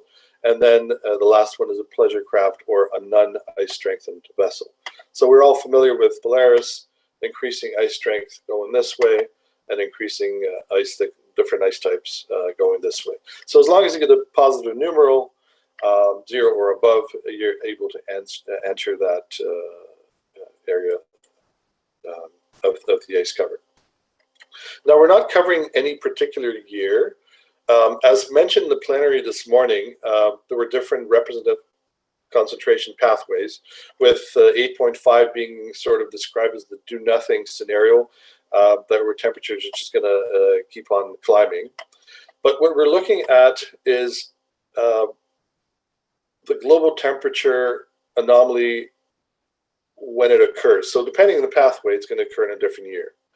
So if I look at the next slide, if we go on a slow emission pathway, we can reach that same level of warming on a different RCP, for example. So instead of 2050, you might reach that condition in 2080. So some studies in the past have looked at different routes through the Arctic, whether it's the Northern Sea route or across the top or through the Northwest Passage. We really concentrated on the Canadian environment, looking at, well, how is Hudson Bay going to be different in access in terms of Western Canada and Tuktoyaktuk, for example, in the Beaufort, or Iqaluit, which is the capital of Nunavut. And how could this impact, for example, resupply and tourism? So there's 3 different ways of looking at results. So this is the present day, and we're about 1 degree above pre-industrial right now. So if you take a non-ice strengthened vessel, that vessel could operate for 365 days of the year around Newfoundland, here in the Gulf of St. Lawrence. Or it could not even operate for a single day up in the high Arctic, where you see this area completely in black. And everything in between, you can see the season length in the number of days. But what happens when we add 1 degree or 3 degrees above what we have today? So if this is the present day, if we add 2 degrees above what we have today, you can see where the season length is increasing.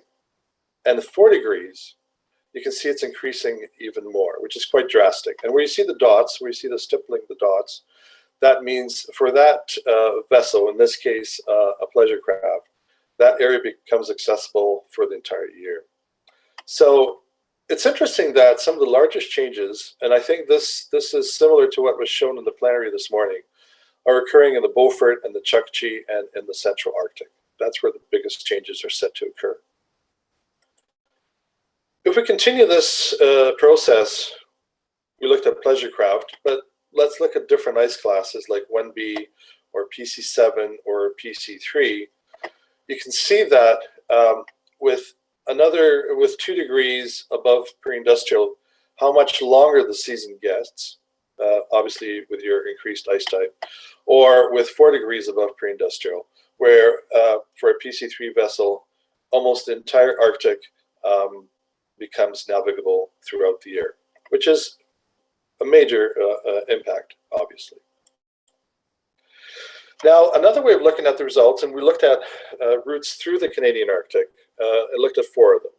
One is the Arctic Bridge, which is coming over through Hudson Strait and Hudson Bay into Churchill. The 2 routes of the Northwest Passage. One is the southern route, which is the one that's preferred by cruise ships and for most transits, and the northern route, which is open less often. And then in the west, access to from the west through the Bering and the Beaufort Sea. And let me just explain how this was graphed. So this is season length on the left side in days, and these are the different ice classes. So if you take a pleasure craft, a non-ice strengthened vessel right now, you get about 150 days access into Hudson Bay. But with another degree of warming, or 4 degrees above pre-industrial, you can see you're going to have above 200 days of season. And for type 1B, we see a similar pattern, and for a PC7. PC3, well, that area is accessible year-round. year round right now. So that's why the line is right at the top. If we look at the Beaufort, so we plot the season length for the Beaufort here, but I think the most interesting way of looking at season length is by taking the months during time of year and seeing how the season lengthens. So we see that the season lengthens early on in the year in terms of breakup and clearing, but it also lengthens in terms of freeze up. Freeze up was occurring later, breakup is occurring sooner. So you can see how the season lengthens for each of the vessel types, going from maybe just a month or a month and a half currently to really 100 or 200 days at 2 degrees and even more, over 300 days at 4 degrees above pre-industrial. If we look at all the areas through here, we see it's a similar story. For the Hudson Strait, Hudson Bay region, the season lengthens quite drastically. It does so for the southern route of the Northwest Passage, for the northern route of the Northwest Passage, and we're here right now where it's hardly navigable for a cruise ship or a non-ice strengthened vessel. And then the Beaufort, as I've showed in the previous slide, how that season length increases throughout the year. And the third way we looked at changing ice conditions is by access to different communities. So there's almost 50 communities, 48 or 49, depending how you count them, on the coast in Canada's Arctic and surrounding waters of northern Quebec and Labrador. So these are all communities affected by the ice. They rely on all their fuel once a year supplied by a vessel, all their resupplies for construction material and non-perishable goods. And what we see here is, in this chart, is how the season length is going to increase by whether it's 3 to 7 days to 7 to 14 days, 2 to 3 weeks, 3 to 4, or more than 4 weeks. And we see some areas with 1 or 3 degrees warming. There might be not a great change along the coast of Labrador, but the further north we get and the further west we get, we're going to see some significant changes where really the summer season and the shoulder seasons are going to become more navigable. Now, the impacts of this could be more than one shipment into that community, or it could be using a lower ice class vessel to be able to resupply that community. So as I've showed before, it all depends on where you are. If you're in a place like Arviat here, most of your changes are going to expected to occur in the spring at +2 degrees above pre-industrial. Iqaluit, which is a major port with the capital of Nunavut, you're going to see a bit of an earlier opening, but really longer season in the fall. And then in a place like Tuktoyaktuk in the Western Arctic, major changes in accessibility throughout the summer months, both at 2 degrees and more so at 4 degrees above pre-industrial levels. So I'm almost done here. It's my last slide. So we looked at the impact of different the sea ice scenarios in response to climate change, different pathways. So obviously this is going to change what kind of pathways we're going to have in the future. This is the first attempt at this type of analysis, and it should be verified by additional research. There's a paper coming out on this in Nature Climate Change that is going to look at, include socioeconomic impacts, which I haven't talked about here today, but further policy interpretations and results are encouraged. So with that, thank you very much, and hopefully you were able to hear that.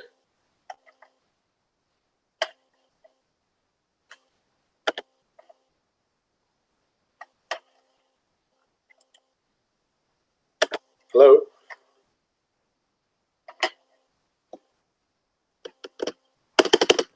Yes, everything is okay. As far as I see, we don't see the questions from chat. Okay. Maybe the other participants of the session would like to ask any question. Maybe Ekaterina or Alexei have some questions for the presentation. Maybe I can ask a question since you are representing a representative from the Canadian Ice Service. I'm just wondering your viewpoint on Polaris. Will it be updated or revised in maybe in a few months or this year or next year? Are there any plans to do any updates? Yeah, I think it's been around for what 3-4 years now. I don't think there's too many ships using it at the moment yet. Хорошо, вот если вы позовете нового, попросите его еще тройник взять, потому что тут не хватает выходов. And I'm just trying to get my video back up, but I'm having problems once again with my connection. But no, I think what we're doing right now is running two systems concurrently, so the air system and the Polaris system, and I haven't heard if there's going to be any revamp in the near future. Thank you, Thomas. Yeah. Sorry, I'm having technical issues. Trying to get my screen back up here, but it's not working. So maybe with that we can go to the next presenter, and that's Ekaterina Kim, who will be talking about artificial intelligence for ship speed management during navigation in the Arctic.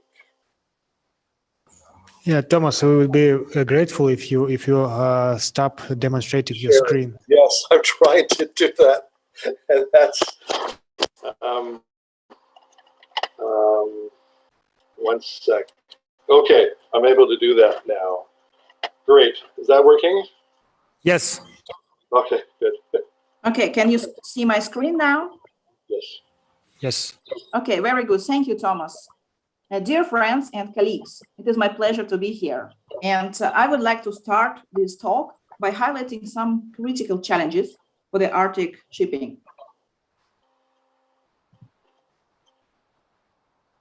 One of the challenges is severe law incompleteness and rule inconsistencies in some parts of the Arctic, which may negatively affect the ship's safety in icy waters.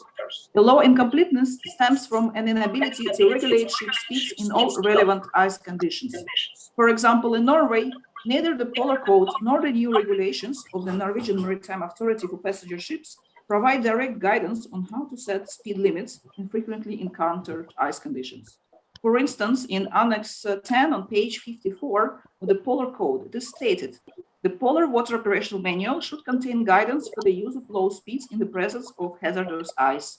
However, it is not clear what the hazardous ice is, and most importantly, who decides whether the ice is hazardous. Furthermore, some inconsistencies have been identified when regulating or recommending the access to the waters of the Kara Sea. Comparative analysis of the IMO recommendations and the updated rules for the navigation in the water area of the North Sea route shows that the national rules generally impose stricter access criteria than international recommendations. However, under an icebreaker escort, the Polar Class 7 or ARC 4 ice class ships can operate when the international recommendations suggest an elevated operational risk. And this situation gets even more complicated when climate change and uncertainties in ice conditions are considered. Clearly defined speed limits are highly important for safety of ships. Excessive ships can cause damage and in some cases environmental pollution. In return, too low speeds can lead to ship besetting in ice or drift ashore with the consequent need for a rescue operation. Today, there is no agreement on how one should estimate the ship-specific safe speed when ice is present, and several competing approaches exist. Safe ice navigation requires qualified judgment of ice conditions, and this is a skill that takes years of training to master. Reliably distinguishing between first year, second year, and multi-year ice is not always possible before the ships hit the ice. And distinguishing between the different ice type highly depends on the person's experience and working conditions, which can vary from person to person and also possibly from day to day. Our empirical data show that in fog, snow, and in darkness, the ice identification task becomes more difficult and human performance slightly deteriorates. Visual observations are typically done on vessels 1 per hour or per 3 hours, and thus these conditions around the ship are determined every 5 to 10 nautical miles, depending, of course, on the speed of the ship. And this results in limitations when ice conditions rapidly change. Furthermore, these protocols require manual interpretation of ice scenes by trained experts, and this requirement of manual interpretation also will limit the number of observations collected per expedition and cause errors and missing information field. And sometimes what we see in those reports, what is logged is the ice concentration, but not the ice thickness. And historically, severe or extreme ice conditions are being avoided. And once the dangerous ice conditions are encountered, no attempts are usually made to record those. In the case of an ice-related incident, underlying ice conditions are rarely described in detail. And the above challenges, what I have been talking to, they can be expressed in the form of an end-user goals as follows. Officers of the watch, they would like to spend less time reporting ice conditions. Vessel operators would like to know what the ice conditions were on the route. Vessel operators or owners would also like to know if the ship always transits at a safe speed. Insurance companies would like to know what the ship's speed and the corresponding ice conditions were at the time of an accidental event. Despite large quantities of gathered data over the recent years, the capacity to use them for decision support remains limited and is larger underexplored. Shipboard optical cameras are installed, for example, in not optimal locations and can have low resolution and also a constant sampling frequency that is often too low for operation in difficult ice conditions. At the same time, digital services for Arctic shipping lack the advancement made in artificial intelligence and machine learning field. And in this view, our vision is to provide solutions to capture details of ice conditions around the ship with a view of placing them in the context of the safe ship speed and ice condition reporting. In this study, we focus on onboard ship sensors such as marine radars, IMU, GPS, visual or infrared cameras. In this presentation, I will focus on 4 algorithms, details of which can be found in the corresponding publications. And I will now only present a short overview. The first algorithm, it combines radar image processing with 2 Kalman filters to estimate the ice drift vector decoupled from the ship motion in the area covered by the radar, which in our case is 0.5 to 6 nautical miles. The basic setup and the algorithm are illustrated on this slide. The algorithm consists of 2 modules, image processing and state estimation. In the image processing module, the algorithm automatically detects and tracks the motion of n distinctive features, or DFs. On the slide, it starts by getting the GPS signal and the radar image. Next step is the image is pre-processed by cropping, converting to grayscale, removing the noise, and computing a corner matrix by detecting corner features in the input image. After detection and tracking distinctive features, we calculate measurement vectors for each individual feature relative to the ship's position. State estimation model. If a distinct feature is lost or a new feature added, we reset start estimation. We estimate position and velocity of the ship and individual distinct features by applying a linear Kalman filter.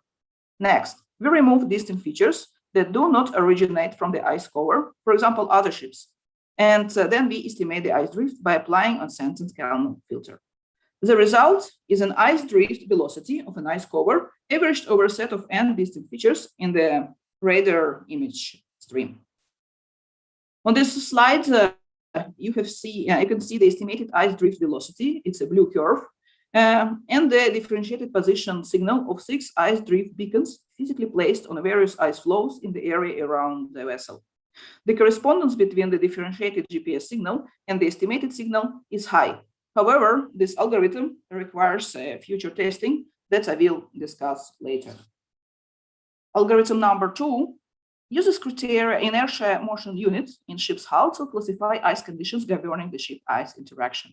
The result of this algorithm is a vector with decisions on ice conditions at the bow, specifically open water, open ice, close ice, and very close ice. In this application example, we use a camera system as a verification source. On this slide, you can see a sequence of black and white images showing ice conditions around the ship's bow. And this is compared with the algorithm outputs in color. Blue color represents open water, yellow represents open ice, orange color, closed ice, and red color defines very closed ice. Another way of classifying ice conditions around the vessel is to use directly optical images. An image is passed through the trained CNN model, where the last fully connected layer is replaced with a new block. To make model performance similar to that of a human expert, a standard loss function needs to be modified. Output of such algorithm is a vector with decision on ice classes. And in this particular example, this is Fleuberg, broken ice, and brush ice. This is an ice example application of this algorithm.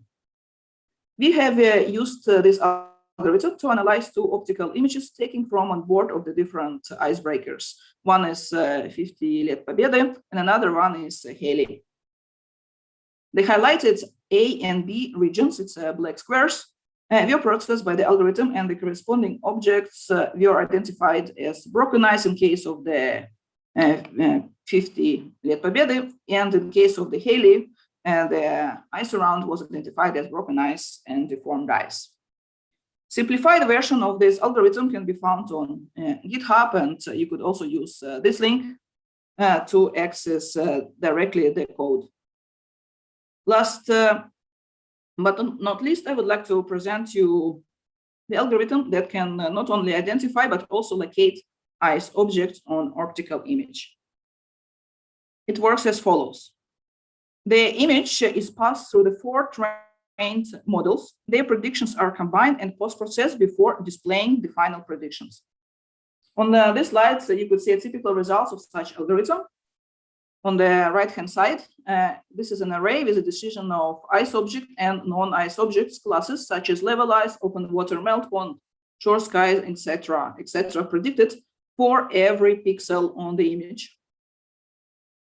And another example is here. You could see the ice flow, deformed ice, and broken ice and sky being identified by the model. And we have applied this algorithm also to a video stream. And you can see that it is possible to automatically record and maybe store the ice object classes present on the route, as well as their fraction relative to the total visible region. To summarize, in this work, I have described 4 intelligent systems that can capture details of ice conditions around the ship with a view of placing them in the context of the safe speed, ship, and ice conditions reporting. And the focus have been on online solutions that can run in the background and rely on the shipboard sensors such as IMU, optical cameras, ship radar, and GPS. The described system and their algorithms will need, of course, to mature in terms of the accuracy, since none of what I have presented been tested during real ship operations. To realize the presented approaches in the real world, one would need to follow a 4-step process: recruit ships, collect and store the data, annotate labels, and annotate data, develop and deploy the models. Limits on how many ice objects or targets and classes can be detected at the time still needs to be further explored. We have only presented examples using optical images, and in future, similar approaches could be applied to infrared images of the ice cover. Today, many new ice-going vessels are equipped with ice load monitoring system, providing a real-time feedback on ice load levels, and integrating the ice load record with ship speed and surrounding ice conditions will provide needed data for offline or post-event validation of the physics-based ice load models and speed limits, as well as needed information to justify any deviation from a planned route. We also anticipate that the complexity of the shipboard monitoring and logging systems will only increase in the future, and this will allow us everyone to introduce online monitoring of complex situation with a view to enhance humans' performance and efficiency of ship operations. Deployment of the presented approaches in the real world would enable a better understanding of ship operations in ice, document reasons for operational decisions, such as deviation from a planned route, and can also aid in refining operational procedures. During the data collection process, the attention needs to be paid to the data fairness and model bias. You must make sure that the outcome of machine learning models, in this case it's ice object detection and localization, is not influenced by the weather conditions, ship operation profile, geographical area of operation, and etc. In addition to the need of collecting more sensor data, there could be also a need to simultaneously record how the ship master responds to the data to start determining best practices.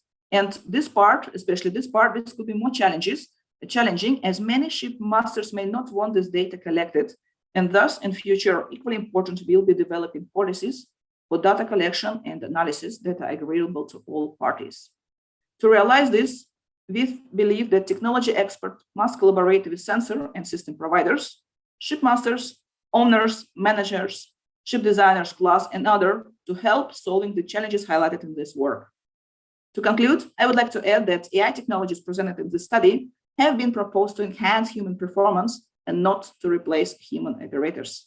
Thank you for your attention. If you have any questions or comments, you can contact me directly or type your questions in the live chat via YouTube. Thank you. Thank you. That was really great. Yeah, I hear your comments about how many masters are going to want to have that type of detail sent back for analysis, but I guess that's where the world is going. There's one question I see here, or a comment. Is it possible to recognize a total ice concentration?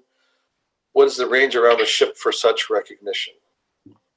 Okay, yeah, I think it's possible to recognize the total ice concentration. You just have to add, once you, for example, done the image segmentation, for example, using algorithm 4, you could run an additional software just looking at the pixel numbers with respect to the ice and non-ice object placed below the horizon if other objects are excluded. So this is definitely possible. And another, yeah, what is the range around a ship?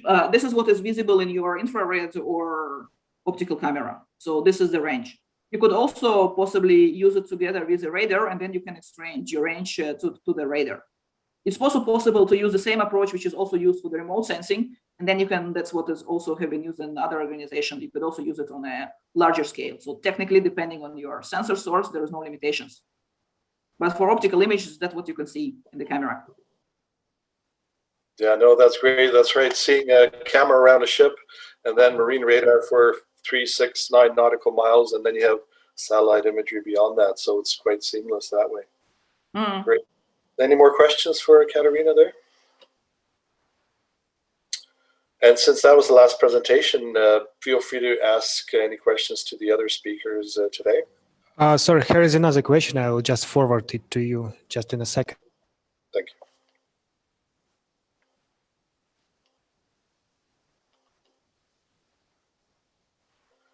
Yes, from Alex Topaj, there are 2 modern perspectives, instrumental methods of ice estimation on board, recognizing of camera, video, and specific laser-based 3D sensors.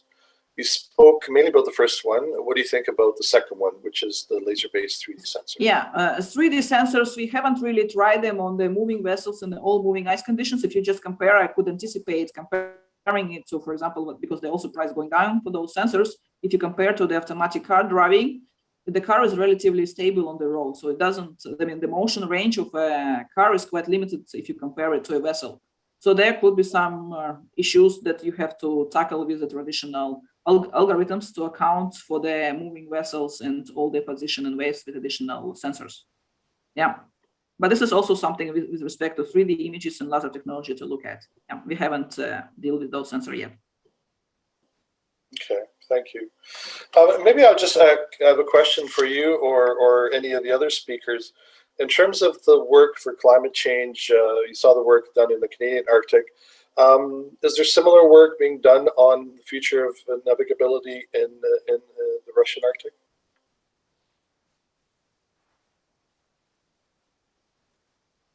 Anybody can take that.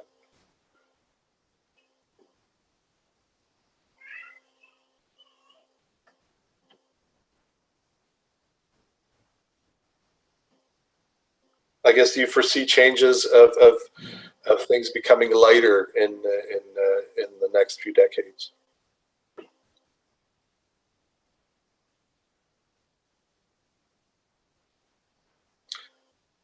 Maybe I'll ask that question at a different forum later. Yeah, unfortunately, I work in Norway, so then yeah. But in Norway, we do see there is less ice. The Barents Sea is opening more and more, so there is a more and more vessels, especially also it comes to the passenger vessels going up north, actually to see the receding ice, and there is more tourist activities, fishing activities in the Arctic region. Yeah, so I cannot speak for the Russian part. Yeah, I guess just what I was getting at, I saw some recent presentations of a nearly ice-free Arctic in the summer minimum of September occurring sometime in as early as 2031. And I was wondering if vessels would, at that point, could they deviate from the Northern Sea route far enough north to basically go over the top. But that's a discussion we can maybe have during later on and during POAC. Yeah, maybe I can comment a little bit, at least for the Kara Sea region. I know that traditionally there was a traditional way. Today, I think in the first morning session, somebody demonstrated this through the Kara Gate towards this Belay Island. And then I think there also for some years now, they also use the more northern part around Norway Zemlya, on the northern side of the part as well, at the part of the recommended route. So then it is depending on the season of the year that the vessels can go, yeah, different parts. Yeah, sure. Okay, in that case, well, thank you very much, everybody, for participating. Apologies for the technical hiccups on my part here. It would be much nicer to see everybody in person and be able to meet you in person. Hopefully, we can do that sometime in the near future. So thank you, and I guess we'll see you at the event in 10-20 minutes. Is that right? Yes, on behalf of the local organizing committee, I'd like to invite all of you to participate in our online icebreaker, which will be held in 15 minutes in 5:30 in Moscow time. So in 15 minutes, you are welcome to re-enter to the room number 1 and to participate in our Zoom icebreaker. Thank you. All right, thank you. Yeah, thank you.